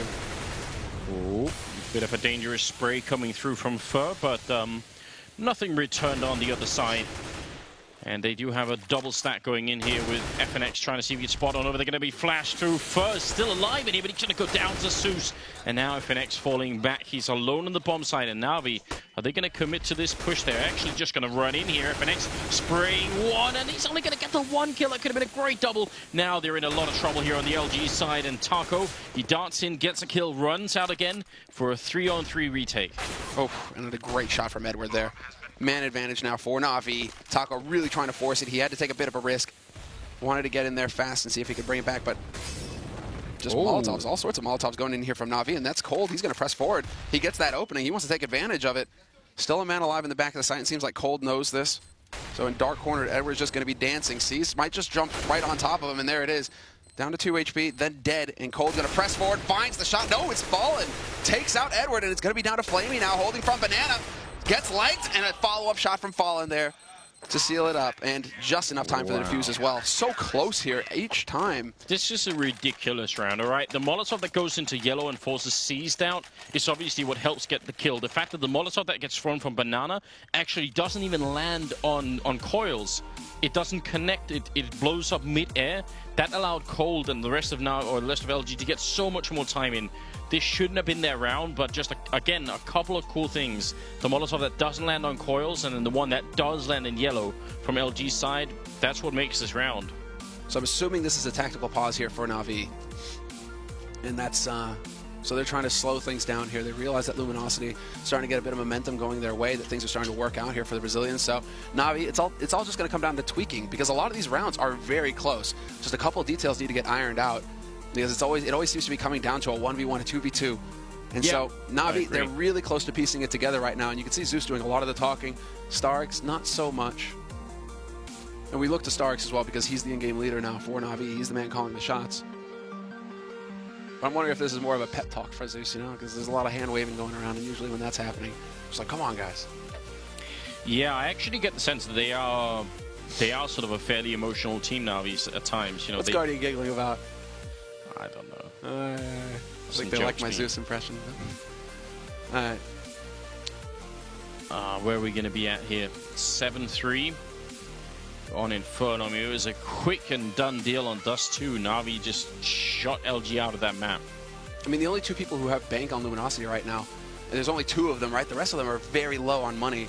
So this is still easy mode is not out of reach for Na'Vi. And when I say easy mode, I mean when Luminosity are going to be limited on nades, they're not going to have the kits, they're going to be low eco.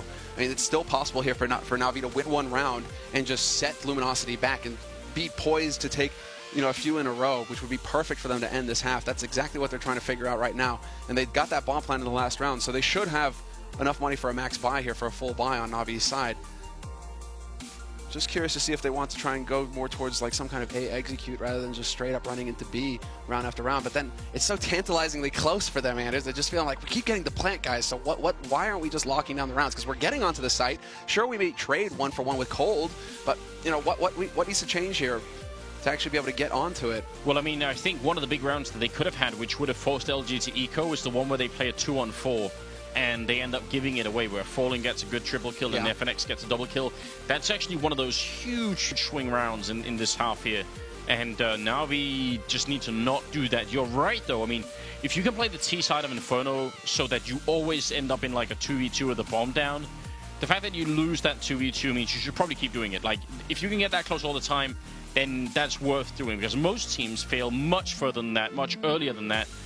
We saw some examples of that earlier today with CLG trying to even make their way into a bomb site, and they didn't even do that half the time. So. Yeah, and it's like when Luminosity are still having the nades, the money for nades as well, like that incendiary smoke combo, and you're getting that close.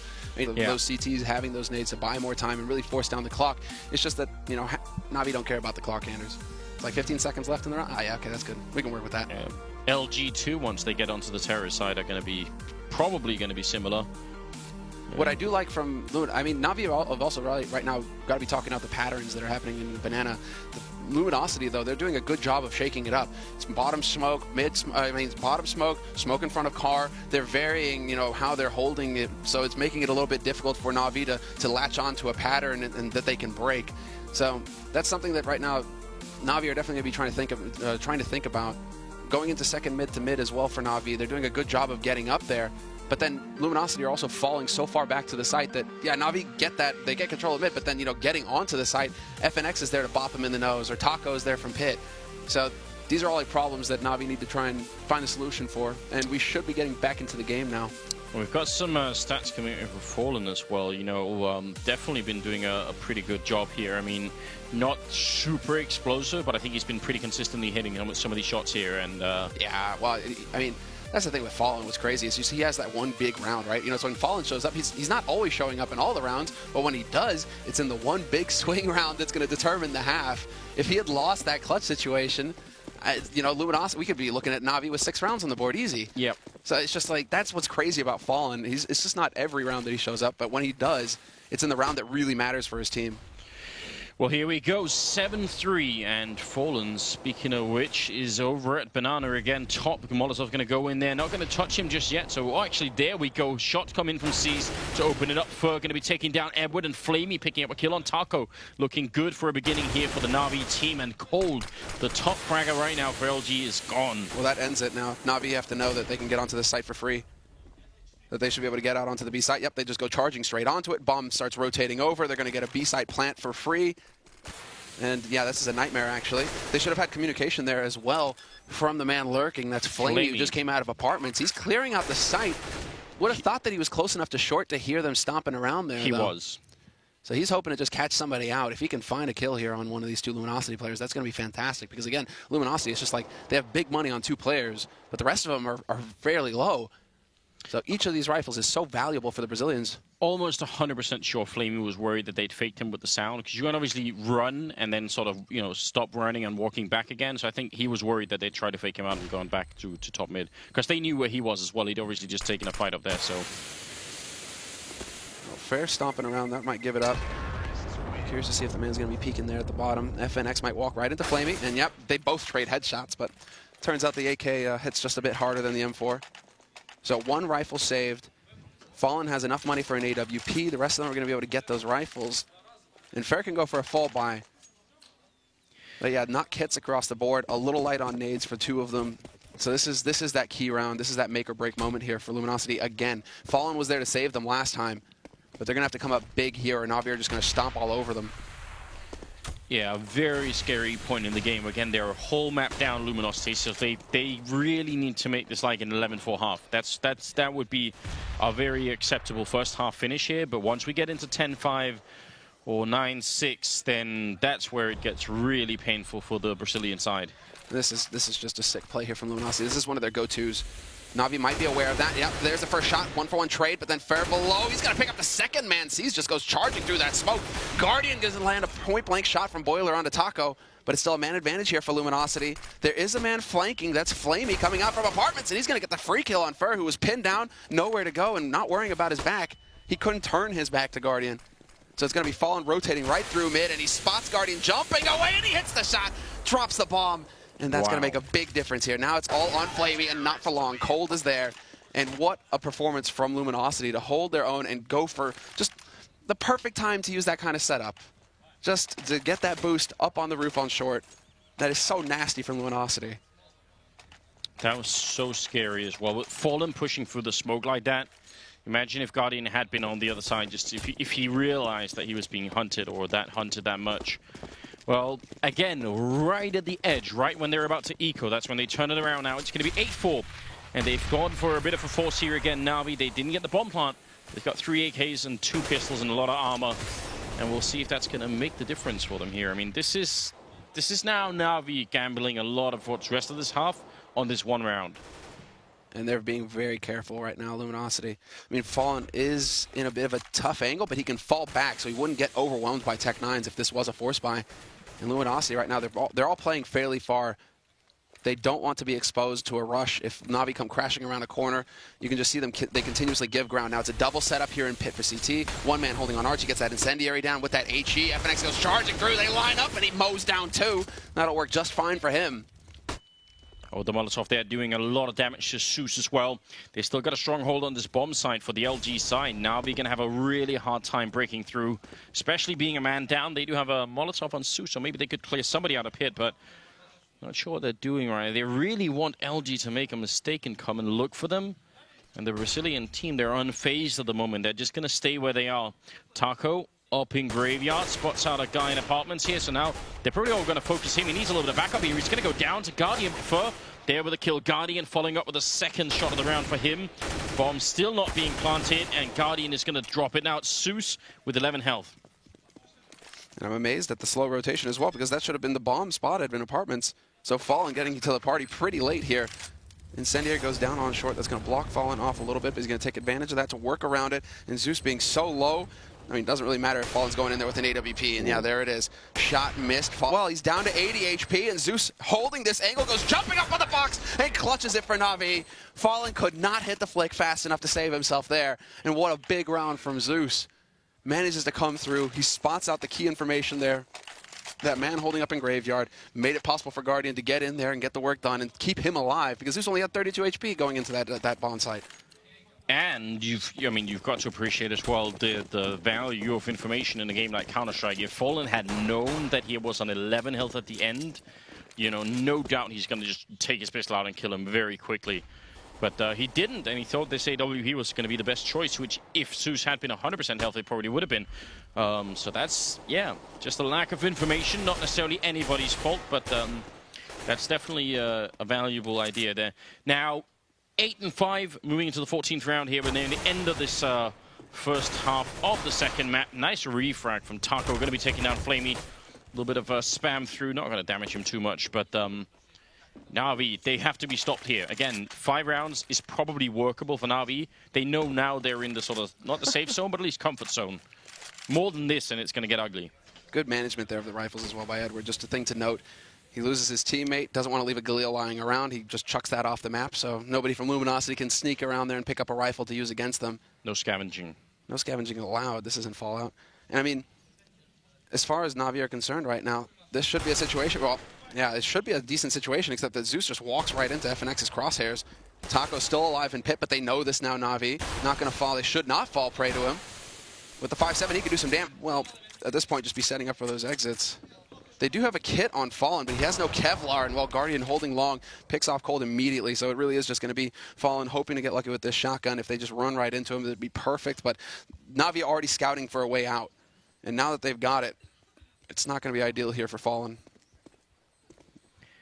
No, definitely not. This is a really rough turn of events because it was looking good for Luminosity. They won some really big clutches to try and keep themselves ahead, but now at 8-6, and I mean, going into the last round as well, they're going to have money, but it won't be a perfect buy from them, I expect. And Na'Vi, what a comeback into the game for them here. Zeus as well, leading the charge at 13 kills.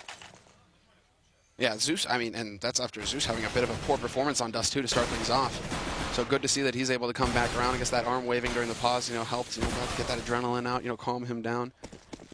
I mean, we're looking right now to Fer and Taco, who are struggling a little bit.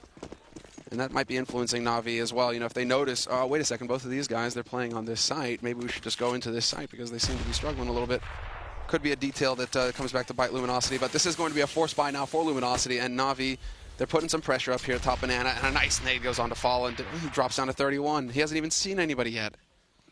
Well, he might be the only one who can actually do anything here, except that he's so low on health. But, I mean, he's got a max 7, and they see the grenade coming through. They know he's close, and they want to get in there, try and see if they could maybe trap him. They're going to run through their own Molotovs right onto Fallen. And actually, Fer is here with a CZ, going to take the 1 kill in here. He's going to get just fired away all the way into construction. Bomb is going to go down here, and it's going to be a really tough retake. Yeah, now it gets tricky. They had a moment there, perhaps. Still, Fer able to pick up one. He's done some damage to another, and there's Zeus getting taken out.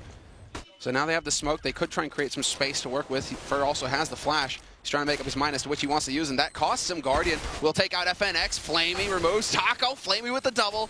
And this is just, well, over now. Luminosity, it's all on Cold in a 1v2. No kit, time ticking, and Guardian with the last shot of the half.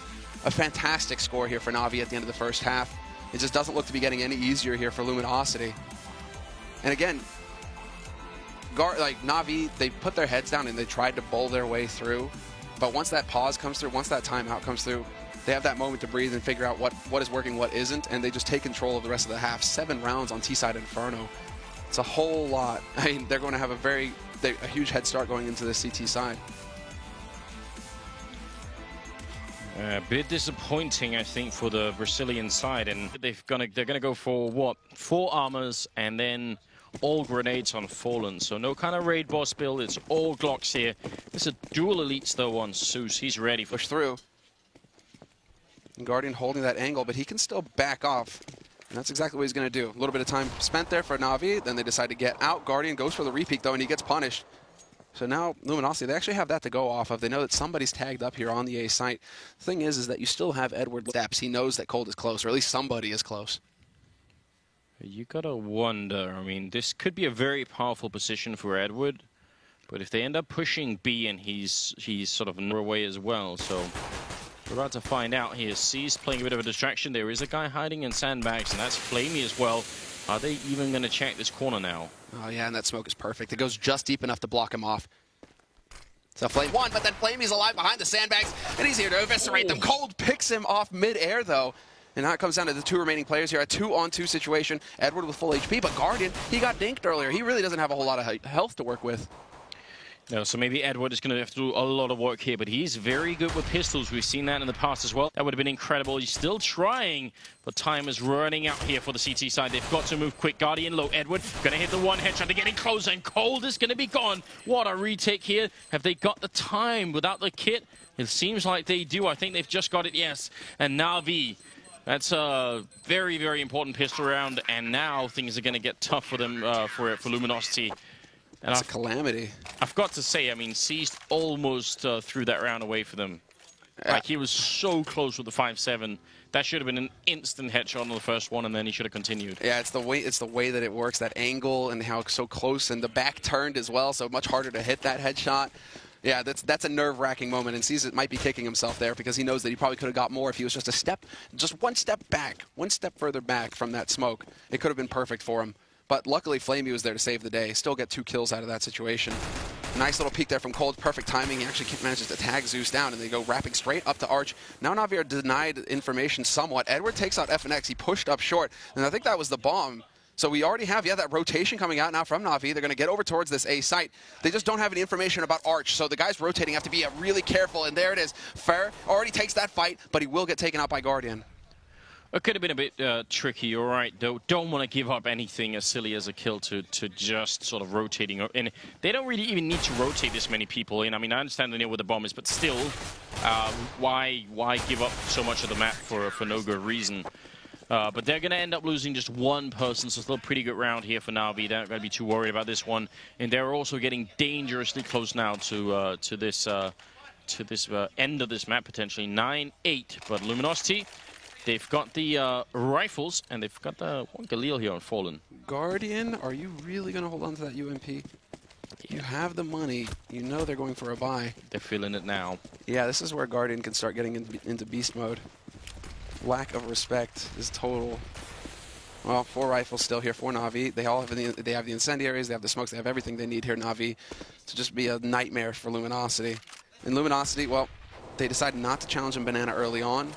Instead, they're focusing on mid, and they could get set up here to try and push in and see if they can't catch somebody out on Na'Vi's side. But Na'Vi were thinking that there was going to be some action B. They are getting a little bit twisted over in CT. 2 guys kind of bumping into each other, trying to figure out where they need to be on this map right now.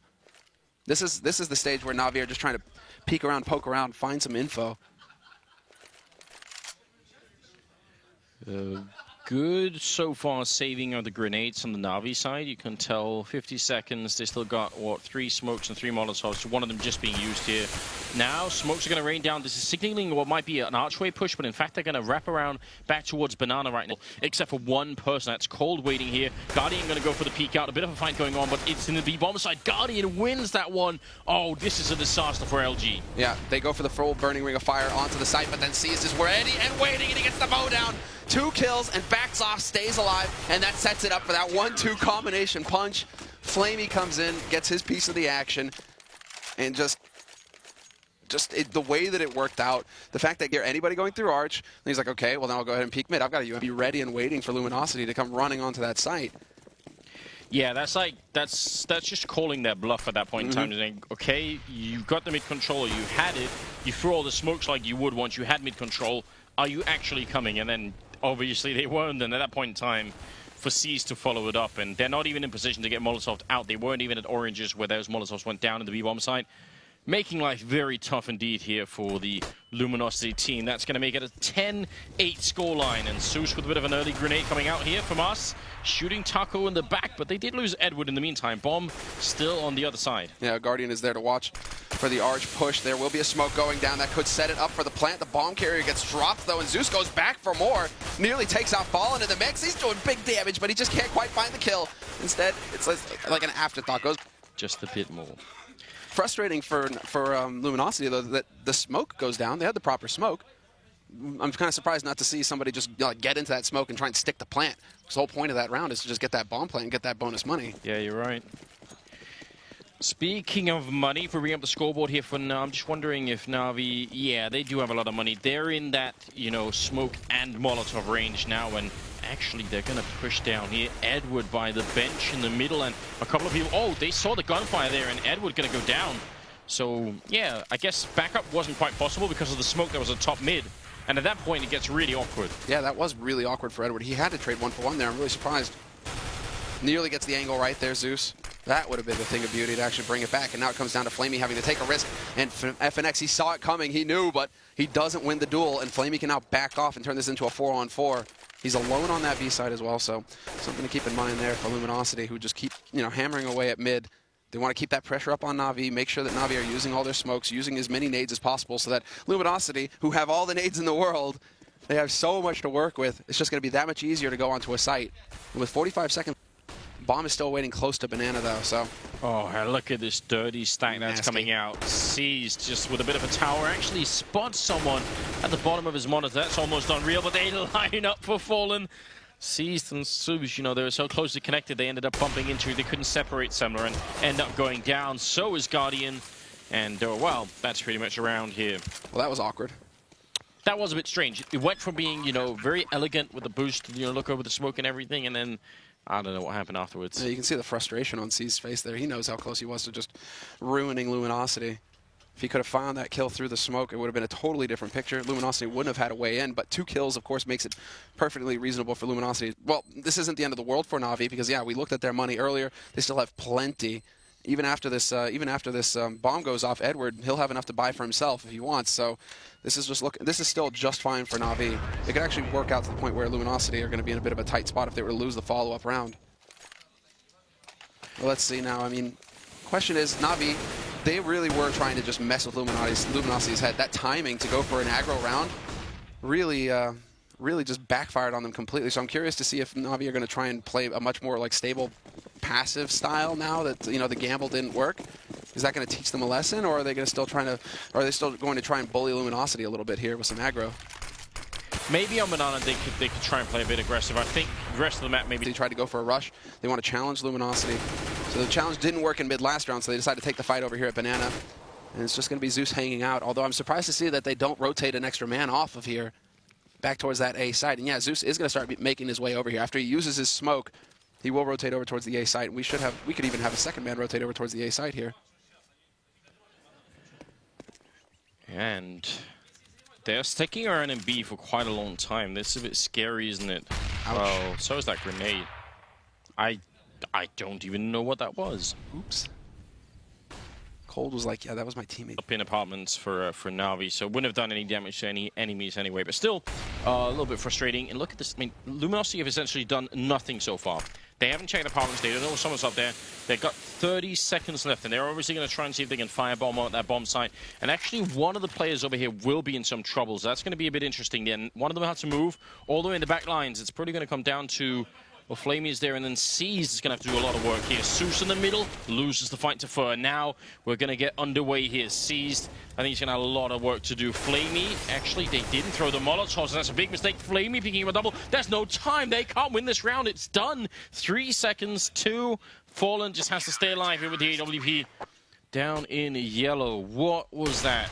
Oh, he gets the parting shot. That's something, but they had all the Molotovs to get rid of Flamey, and then it would have just been Seized in the corner. That was essentially the build-up for a good round for LG, especially when Fur wins the fight in Archway, and then it all crumbles because of lack of Molotovs. Lack of Molotovs, lack of time, leaving it down to like, what, 30? That smoke went up from Na'Vi at 30 seconds. So a couple seconds hesitation there lost for Luminosity as well. They have to go through it. It's not pretty. And so that's a key round for Na'Vi to come back in. Guardian's got his AWP. They've got everything they need here, Na'Vi, to just shut out Luminosity. Luminosity, though, they're still playing it so patient. Both of these teams on their T side, you know, a lot of the meta, the trend is right somewhere. But both of these teams are willing to play the waiting game with each other. That takes a lot of bravery. That was a good grenade as well. Zeus just randomly putting out. Taco, though, was hiding there, and Zeus has just no idea. We could see him for a while, especially with the X-ray, but Zeus obviously couldn't. Edward gonna go for a bit of a fight, takes the first man down. Fallen trying to rotate into position here. They're a man down on Na'Vi's side. They don't want to fight this. What a battle. And that's after saying, you know, I mean, so much patience, so much patience. Because it was very hard to see how much he could see, but obviously it looked a bit funny, and Taco sort of realizing exactly where he was. So good play on him. That really opened up the bomb site. And what's even more frustrating here for Na'Vi is, yeah, they get to save 3 rifles, but they don't get to save Guardian's AWP, so he's going to be back to a rifle in the next round. Or just a Deeg. That could happen as well. 44-50, he's just short. No, Edward has enough to force up. Edward has enough to drop one for him. Okay, so this could still work out for Na'Vi. Luminosity, though, they narrowly dodge an eco situation. And it does look like we're going to get a pause. So a timeout called here. And this might be coming in for Luminosity now, where they want to try and set up. They know how important this next round is going to be, so it might come down to them now to actually would love to actually hear, get confirmation if it is Luminosity, in fact, calling the pause, calling the timeout. I am seeing Na'Vi, or at least, you know, an admin behind Na'Vi right now. So, did they spill something? I don't know. Maybe we'll find out. I don't think so. I think I could see it being just a tactical timeout here. Break that momentum, right? Again, Na'Vi did it at a key moment in the last half. And from there on out, they were able to just carry on, get several rounds more on the T side, turn it into an 8-7 half. So I could see, I could see it working out like that, but it is, you know, just the pause, but we can't see from who. You gotta... Oh, so it is actually a bit of a technical issue on the Na'Vi side, so hopefully we'll figure that out and get back into the game here. But, I mean, this has turned out to be a very interesting Inferno map at 12-10. It could kind of go either way because Na'Vi's economy is not that good, which is why they were just ecoing. So yeah, I guess we're about to find out if LG.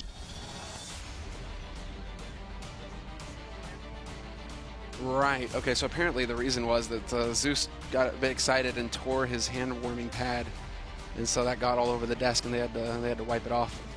So there you go. Good Sometimes times. that happens, and you know, that's not what I was expecting, but pause nonetheless. And so, well, Luminosity, they had a little bit of time to talk it over here for this next round, figure out what they want to do, and look at how deep Fair is already. They're going to have to challenge this Na'Vi. Are they going to be wise about it, though? Fallen is here to watch the angle, and yeah, Na'Vi, they aren't going to go for it. Instead, it's going to be Fer just committing, taking the fight to Na'Vi, and he takes out Flamey. That's a very good start indeed. Now going to cool it down for just a moment. Doesn't want to run through the Molotov. He is seized on the other side. Can he actually get the drop on Fallen? I'm not sure if they're going to realize Fallen. He's got a very tight angle to the top of Coils there. Sees the smoke coming in. Is he going to realize? Makes the jump up. Oh, what? He hits that shot on Seized. What a way to open it. Goes for it again. He's going to miss it, but he wants to do more. Zeus is also down low on health as well. I think he may have actually got tagged by that one, and Cold going to take him out. What a ridiculous start here for Luminosity. This is getting silly. They're just wrecking Na'Vi across the board. Every single duel going their way, and all of that off of Fair just charging in there and catching Na'Vi out. Once Na'Vi realized what could happen, that the boost could be waiting for them at the bottom of Banana, they didn't want to push in, they didn't want to get control, and, well, Fair just decided to take the fight to him. So now this puts Na'Vi in a very awkward spot. As you guys can see, their money is all over the place, and so it is going to come down to just pistols getting dropped here for teammates, and a round of eco coming up here for Na'Vi, which is definitely not what they wanted. I'm curious. No, they're not going to go for it. I was thinking maybe they try and go for a charge down mid sort of play, try and just get in Luminosity's face, but that's not going to be the case. It's going to be more of a default play here for Na'Vi. They're going to treat this as a regular round, it looks like, with the pistols. They did invest in a couple of HEs, though, and that might be what they're looking for here. Just HE into mid. Zeus waiting in Boiler. He's going to have the opportunity. They're going to check, of course, and with the aim punch, Zeus doesn't stand a chance. He needed to hit the instant headshot there. Yeah, so not a lot that Na'Vi could do this round. I mean, Edward getting a good kill in there, and they actually are doing a little bit of damage here. Fer going to go down, and right now LG just actually walking in one at a time, which is a little bit sketchy as well. When you've already done a good lot of damage, you've got the kill on Zeus as well. Why not just group up and try and push somewhere together and make sure that you're going to overpower the defense? Now they've given up an AWP and an AK, and they're really focused on short. And, well, that's going to be FNX drawing their attention in, but this is just exactly the bait and switch. Cold is here. Surprise, surprise, guys. Gets 2 kills and basically shatters it. Defense just completely falls apart, and that kind of leaves Flamey over here, you know, contemplating the Deagle. Why, Valve? The Deagle was so good. We didn't need another gun. Well, in this particular patch, we don't have one. That's true, guys. Just pointing that out for all of you at home, in case you're wondering. This is played on the previous patch, so the R8 isn't in. Neither are the rifle changes, the recoil changes, that is, or the pistol changes. That joy is going to be reserved for the beginning of next year, I suppose, or online play. Yeah, we'll have a bit of time to test everything out. I mean, there's already been obviously a bit of a nerf to the R8, so I guess we'll see where we are going to end up at.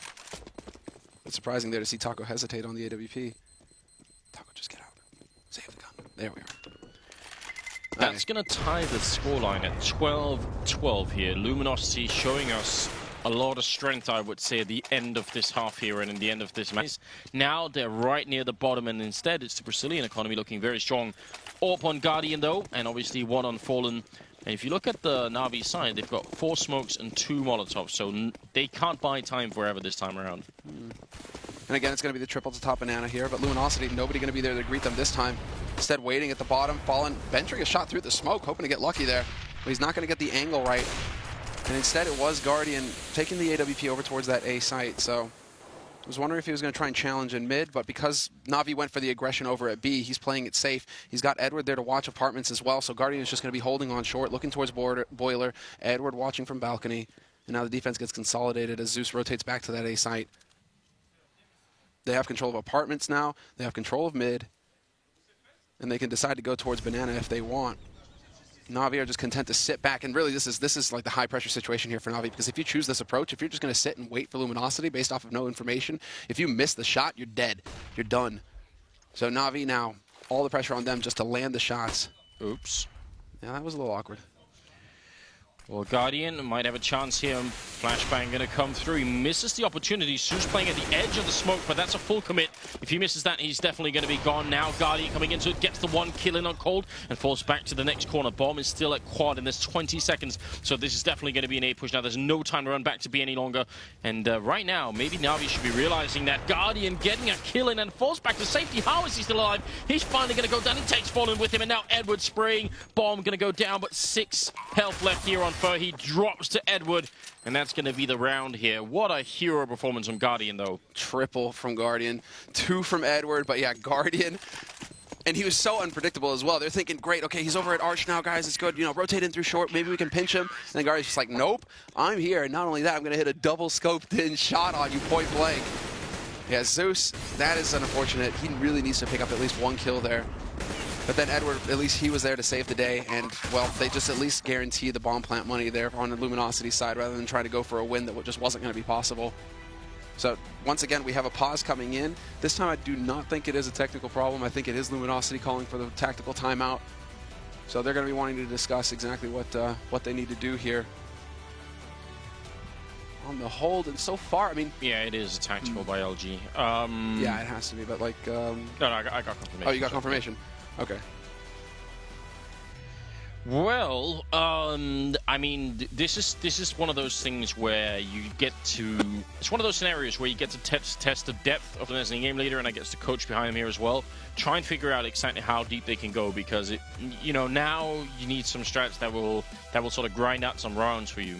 Otherwise, it's going to get really tough. Well, they've had success taking over Banana. Even when the aggressive smoke goes down at the bottom of it, they've still been able to get in there, Luminosity, and at least get control and challenge. And then going for the B execute, I mean, that's been working for them. So I wouldn't be surprised to see them go back to that strategy, because they are running into Guardian, and well, that Guardian and Edward combo, that might be their ears might still be ringing from that last round. I don't know if you really want to run into them over on that side of the map right now if you're Luminosity. I don't think we need to see anything different from Na'Vi, though. Unless Guardian wants to try and challenge mid. All that depends on whether he wants to try and face Fallen with the AWP or not, though.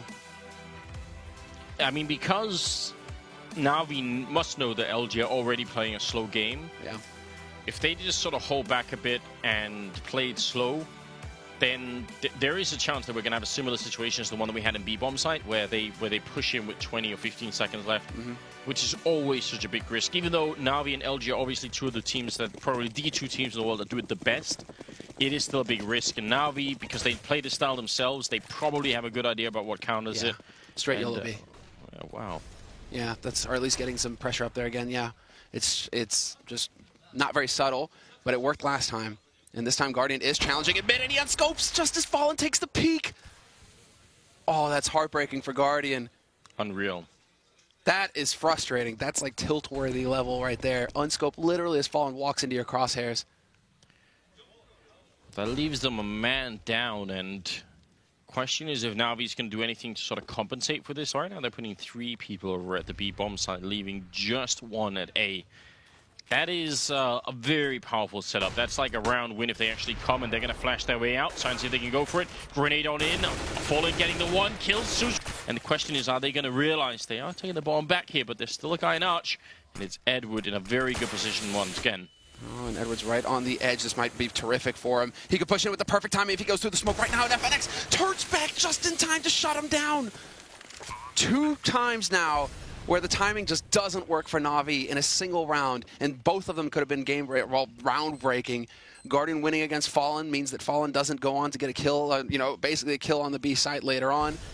And Edward could have been the hero that just completely hamstrung Luminosity on that push for the ace. So then FNX turns around, perfect timing for him to save the day. And I gotta wonder, like, two things. First of all, he did run into the smoke, which means if anyone was nearby, they were gonna hear that. Secondly, he had a flashbang, so he could have gone for like an underhand flash through, right? He had some other tools like walking or flashing to try and get through that smoke, but that's all 2020 hindsight here. Oh, yeah, that timing is. That's painful. Zeus tried to do the best that he could. He nearly takes 3 there. But then, yeah, FNX there, that was the perfect timing to turn around and check your back.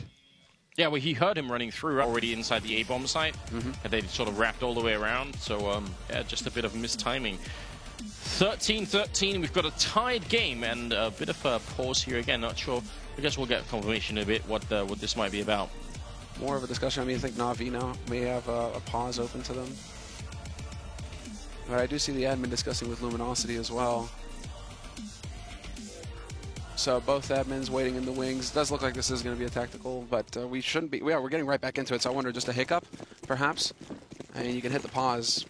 After that, it's all about, well, it doesn't really matter in this case. I mean, a little bit of time bought for Na'Vi to discuss what they want to do, but yeah, now Luminosity, they know that the pressure is on here, and they've probably got Na'Vi on the ropes. Na'Vi are in an eco situation. Well,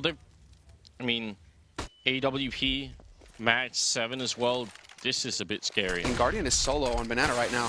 And he hasn't really been over here with the AWP at all, so that could have caught Luminosity off guard. That could have been an opening there for Na'Vi. And now Luminosity, they have all the freedom to just set up for the execute again. That's worked for them in the past. So he can help out, but he realizes what's happening. Molotovs just come raining in, and now it comes down to Guardian, but a great time flash there is going to give Luminosity the opening. He's not there to take the peek, and then Fallen has the advantage with the angle. Wow, a lot invested into this round here, and nothing comes of it. LG with a perfect execute. And there's nothing almost that Na'Vi could have done there. I mean, it's one of those things where you need the early engagement with the AWP, needs to land a couple of shots there, and then buy time for your teammates to rotate in. So that's now the Brazilian side coming back and taking the round lead at 14-13. This is turning into a very... Saw how it was going to be a little one-sided, a little bit of a straight shot, but Inferno, this is a real battle between two masters of the map. So... Zeus, he might be able to, yeah, he is actually going to be able to hold on to this AK, so that's a great save for him. Every dollar counts going into this round because it's going to be the force here for Na'Vi to keep Luminosity off of map point and taking this to a third map. So we'll see, do they actually have enough? Yeah, they have enough for a kit on C's. That's going to be very valuable. Another one on Guardian, and he's actually taking the hit, Guardian. He goes for the Deagle just to be able to afford some utility here for the team. But then Guardian, with anything, you give him a toothpick, he's going to get some kills with it. So, I mean... Bit of a fight there, grenade follow-up, and Seized with a double refrag there. FNX and Fallen already gone from the map, and this is great. Luminosity, again, their economic situation is not fantastic either. And right at the end of this match here, it's going to be really tricky. Whoever starts to eco now probably ends up losing control. Guardian with a bit of a missed shot. That was a big opportunity, and Cold gets away. What is going on? They don't even really have to go for the rush. Taco's going to set it up. Senior's going down into pit. Edwards in the perfect spot right now. He hasn't given it away either, but he's going to step in, picks up one, gets the headshot on another, and that sets it up for Flamey, who tries to go for the wall bang, and it's going to come down to Seized. Seized still has the bullets, and he's going to get the job done in the end. 14-4.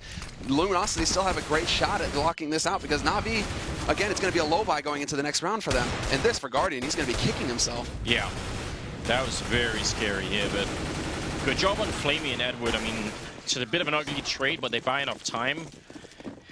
And the money for LG, if we bring up the scoreboard here, what is it like? Okay, they actually do have a bit much more of a map than I thought they would have. So in spite of having traded a couple of rounds here, they've managed to sort of stay alive, I guess, in the rounds that they did lose, so or that they did win. So very, very impressive. That's really going to help them out here. Oh, so here. Could well be overtime at this point, too.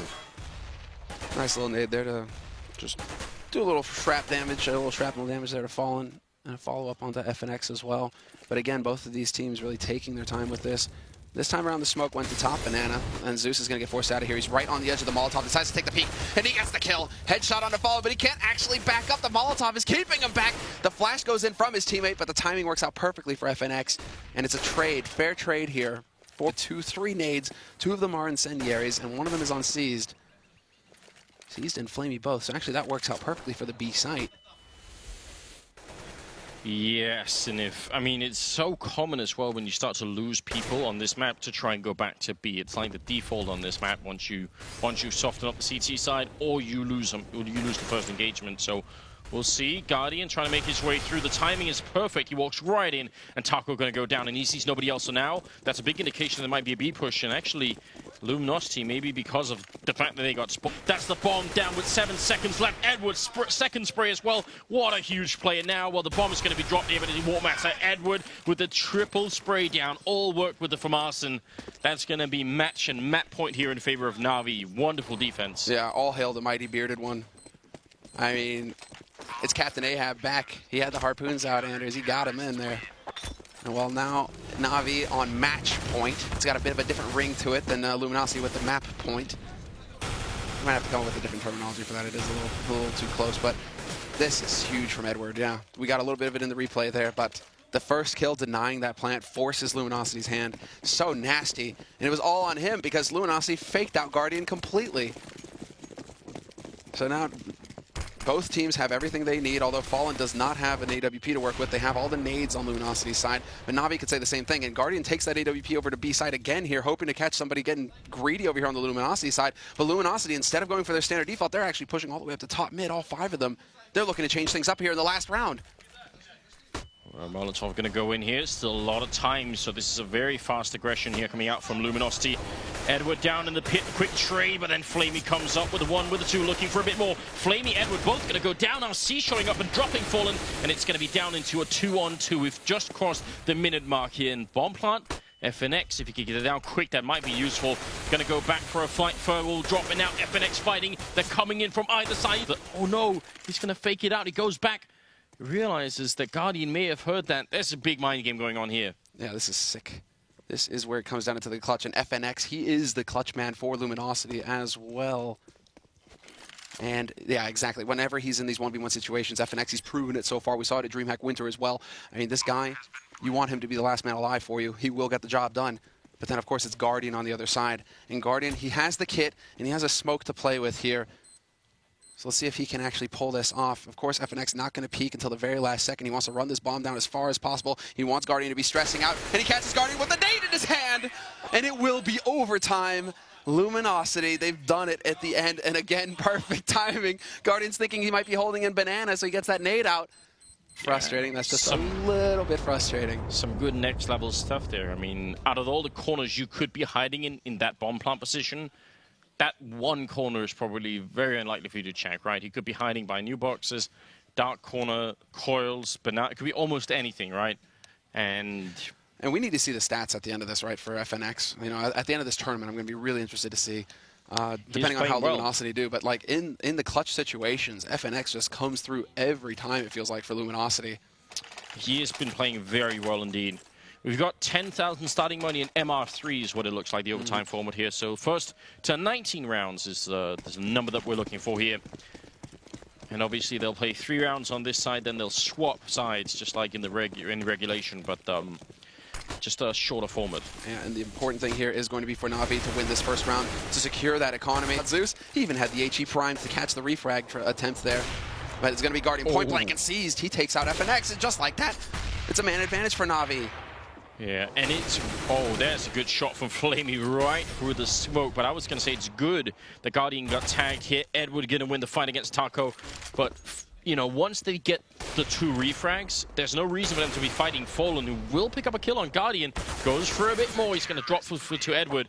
But that, you could tell it's one of those moments where Guardian is trying to get himself fired up. So he gets the first kill, goes back into middle to fight, and he doesn't need to. He shouldn't be doing that. Because at that point, they are playing a 4 versus 3, and they should just relax. That's when Guardian just believes he's, like, godlike, right? Because he gets into that. That's what I mean, right? When he gets really aggressive, he just gets out there and hunts for frags. He wants to take fights. He's one of those aggressive operators who just likes to get in his opponent's faces once he feels confident. Yeah, and if they were winning hugely, I'd be all right with it. But in overtime, rather play the 4-on-3. But at least Na'Vi get over the first hurdle, which is maintain their economy going into the rest of this half.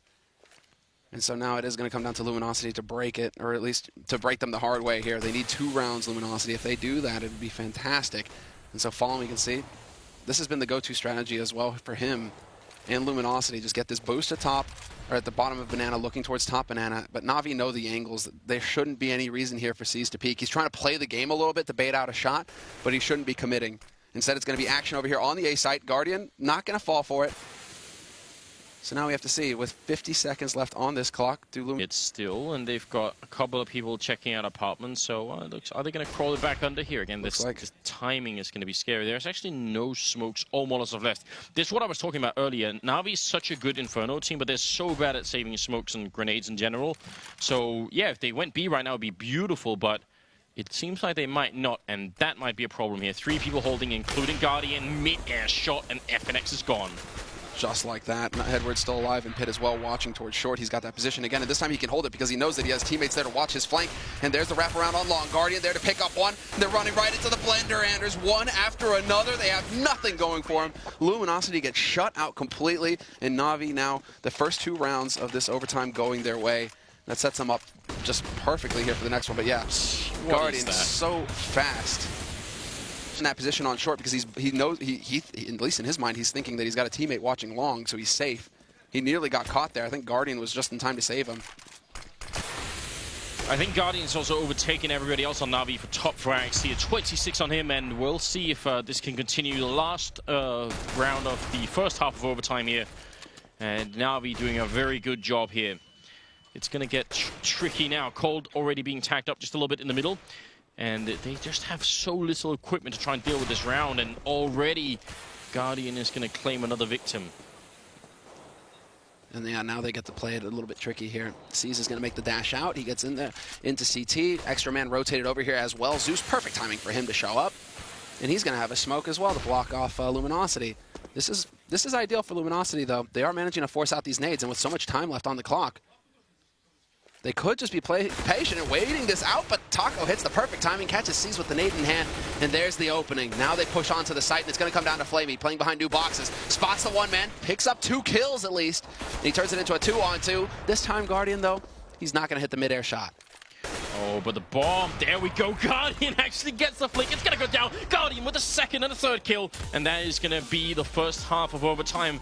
3 rounds in favor of Na'Vi here, and that's just incredible. They even, I mean, he saw him, he knew that if he didn't go for the peek behind new boxes, then the bomb planter would be killed. But you didn't think that Guardian was going to hit that shot, though. He's just a monster.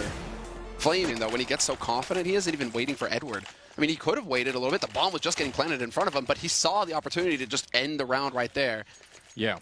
And that's what's really crazy. Just he steps in, and with an AWP, he has 2 shots, and he lands them both. So perfect first half there for Na'Vi. They lock down their CT side, and now we go into the T side where they need a single round to end this best of 3, to go into the winner match. FNX and Guardian are tied for score right now. They've both got 29 kills. FNX, man, he is, yeah. I mean, one of the new guys, one of the new pickups. We saw him perform at DreamHack Winter, and he just keeps on coming. One of the new old guys. Yeah, yeah, exactly right. I mean, he's got a huge history. Been around for a long time, but as far as this roster is concerned, evidence that you can actually, sort of come back and play again like this. It's interesting, intriguing, because more and more people are doing it. Yeah. There was a Danish lineup that was something like that, wasn't there? Getting in the mix again, right? Well, double overtime is also a possibility. Guardian going to miss the first flick here. Fallen, no scope, not going to hit. Cold there for the refrag, and that's very important. And that means he's going to be alone. Puts down the smoke. Zeus is going to come charging through. And there's the shot from C's. That's a huge opening. The bomb's in there. Oh, no, Semler. This could get very ugly here. Luminosity, they don't want to lose the game like this, do they? That snap decision as well to push through the smoke. They knew there wasn't anybody left on there. So a nice clean bomb plant here. Flamey starting off. More double kill for him. Locks down Banana. And it's going to be down to FNX. 1v3 for him, though. That is a bit tough, and he's messing up nades. Team flash there onto Flamey, but he goes right through the smoke into CT, and a dominant overtime performance from Na'Vi to end this 2 maps clean, 2-0. Not a single map picked up for an American team today, north or south. Just a brutal performance here from the Europeans, just coming in and, well, I mean, just doing work. I guess are we going to claim CIS as European too? Okay, right. CIS, one CIS team as well. I guess it kind of works out the same thing, Okay, they're from the old world, right? if they get to claim South America as part of NA, then we get to sort of like steal some of CS. Is that how it works? I like it. I like how you're seeing this, how you're working this out, Anders.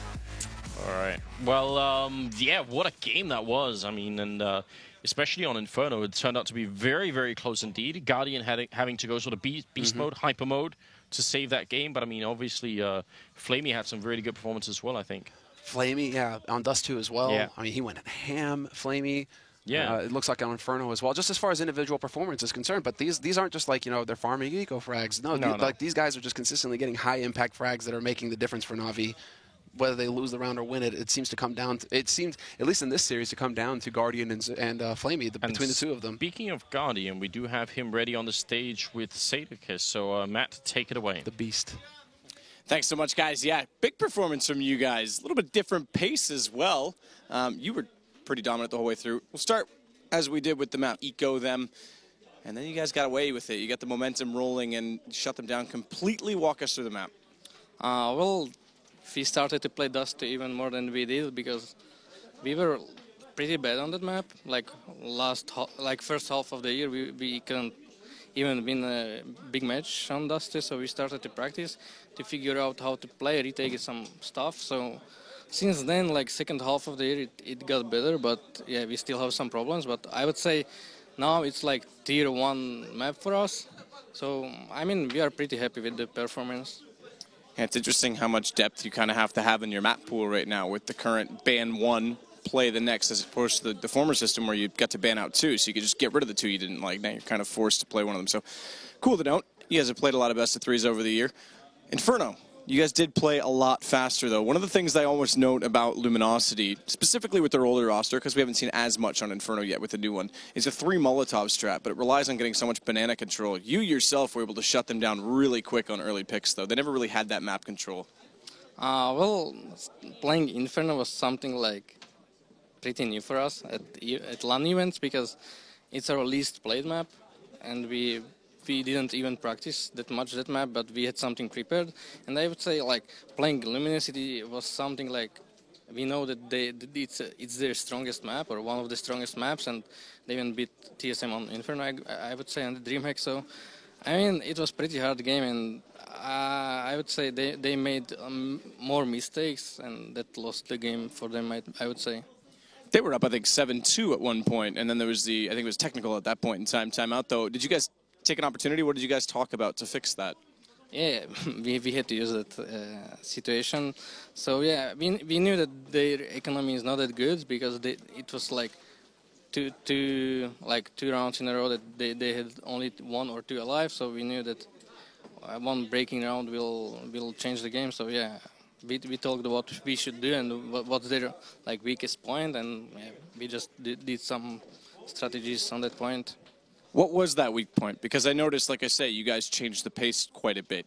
Flashing through smokes. You guys are known for sort of baiting out utility and attacking late, but flashing through and taking the fight against these guys. What was it that you guys actually noticed? We knew that their snipers playing pretty much on the B, so it was like 60% that he's playing on B. So it was either playing smoke strategy on B against the sniper, or it was like going to the, I don't know, it's short or to the left on middle, like to the small pit, so, and splitting A. So yeah, that was the point that we had to figure out. Well, definitely showed that you did. I've got one more question. I think that's great for the analysts, but I've got a question that's not so much related to this weekend because we're not playing the new patch. But should the round timers stick around, the 155 as opposed to 145, do you think that helps a team like you guys or Luminosity, who are more slower-paced, tactical, give you guys that extra 10 seconds to execute late in the round? I would say it doesn't help us. I would say it's kind of bullshit for me. Like, even the bomb like 40 seconds, it's a lot. Like playing. Let's play matchmaking at 45. It's pretty the same. Like 5 more seconds. It's for me like some kind of bullshit. But what about the extra 10 seconds in the round itself before the bomb going down? Well, I won't say it will help that much. I mean, we are camping pretty much like 120, and then we are doing some rounds. So yeah, I wouldn't say it will help, do that much. Thank you so much. Congratulations on the victory. Get some sleep. You guys are back tomorrow against Fnatic because, although it pains me to say it, America comes up empty-handed today. I'm going to go wipe my tears away. But while I do that, you guys get to enjoy the lovely comforts of our analyst desk, hosted by Machine. Thanks very much. Oh, thank you very much, Matt. And you suggest that America's going to be empty-handed. Maybe later on, Canada won't be. You handsome, handsome man. For now, though, we have to talk a little bit about that game. And an interesting one at that. The fact that was so damn close to going to a third map, you guys called it straight away. You were like, right, third map, it's on the cards. Every single one of you said that was going Luminosity's way, and it looked like it was going to happen. Yeah. Was that Navi just turning on in overtime? Yeah, Guardian stepped up really big when overtime started. He was kind of having an average game for him, which is still a great game for most people. And then when overtime started, he just took over. So they just multi-kill rounds time and time again. Yeah, it's also like what you talk. Even to get to overtime was, at one point we were looking at like 7-2, 7-3 for Luminosity in that first half, and like you mentioned before the start, like they just grind, they get their 3 kills, they hit their quota every round, and then eventually they just, I think your words were they get 3 kills every round, and then eventually they get all the kills. And they break. You could just see at the end of that half, like that's exactly what started to happen, and all of a sudden you blink, and it's that gap closes, and it's 8-7 for Luminosity. So that's when you start to get a little bit scared. But I mean, for them to make that comeback in the first half, for LG to go into the second half and put up 7 rounds on their own terror side, force overtime, it's just when you get there, and then Guardian's got his 10K, he gets his all up comfortably every time. He's just beast. I mean, I think they were beasts. I think FNX's clutch is worth mentioning as well. I mean, this guy has just consistently been picking up these high-pressure clutch situations from the 2 times we've seen him, and it feels like on Inferno as well, he seems to fall into his own kind of role within that one. I mean, how can we have these individuals that are so, good at clutching? It's something that just, is there a play style? Is it a mindset? Like, how can you have people that are better at clutches than others? Yeah, a lot like Hiko. So Hiko's a great clutcher in NA. FNX allows the situation to unfold for him. He doesn't make the mistake. He allows the opponent to make the mistake. And that's the biggest thing about Counter-Strike. It's often about making your opponent make the mistake. And he's just really good at that. It's like using your opponent's weight against them kind of thing. See the highlights from that game, and a fantastic game at that one, right down to the... You can see the nerves in those first 10 bullets, and you're just like, oh, please don't. Please don't. You played it so well. Do I go back? And it was like it finally decided to make the move towards B. Play out? I mean, one good thing for Luminosity to take away from this game is that they can still compete versus the Europeans. Yeah. Which is something I was referring to before. It's the first event you go to, you're going to have the surprise kind of aspect into the game, right? Where people won't really know what to expect from you. But then coming in here, when people actually have the chance to go look at demos, like see how you like to play and stuff, and still be able to put up quite a show versus Navi. Yeah, sure, they did not end up winning a single map, but like cutting it close to Inferno, pulling it to overtime, after Navi pulling it back and getting those 17 rounds, especially on Inferno, it's impressive. So. Still some work to be done, but it's quite nice to see that they are still sticking their grounds. And I mean, all of them, just looking at how they were all performing throughout the series, it was only really Taco that fell behind a little bit, but they're all here. They're all very individually skilled, so it's just the little tiny details. Jason, I mean...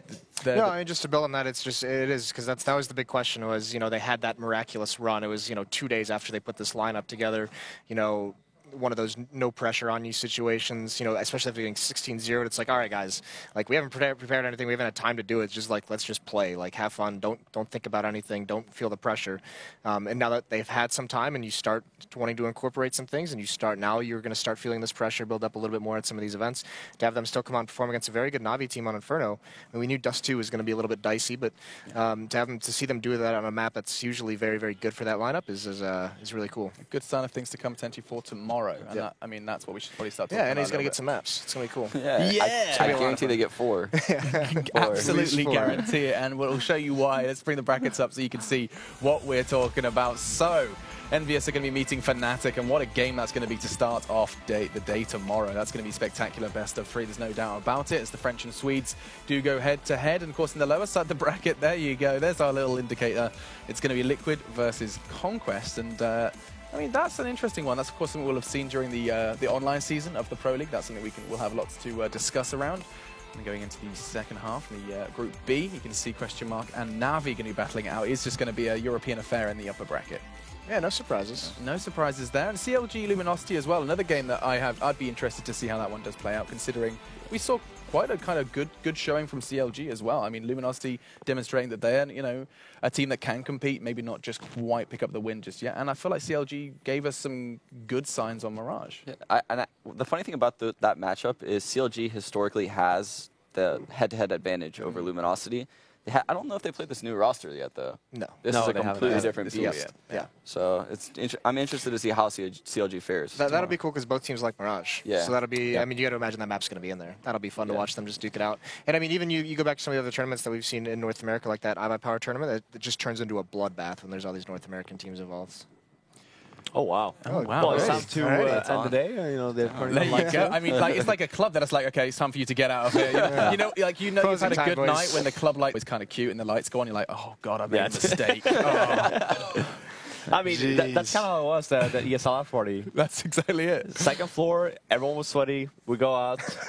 You realize all those orange juices. Finish the story. Oh, finish the story. I mean, it ended up with me and Alex just making out. And,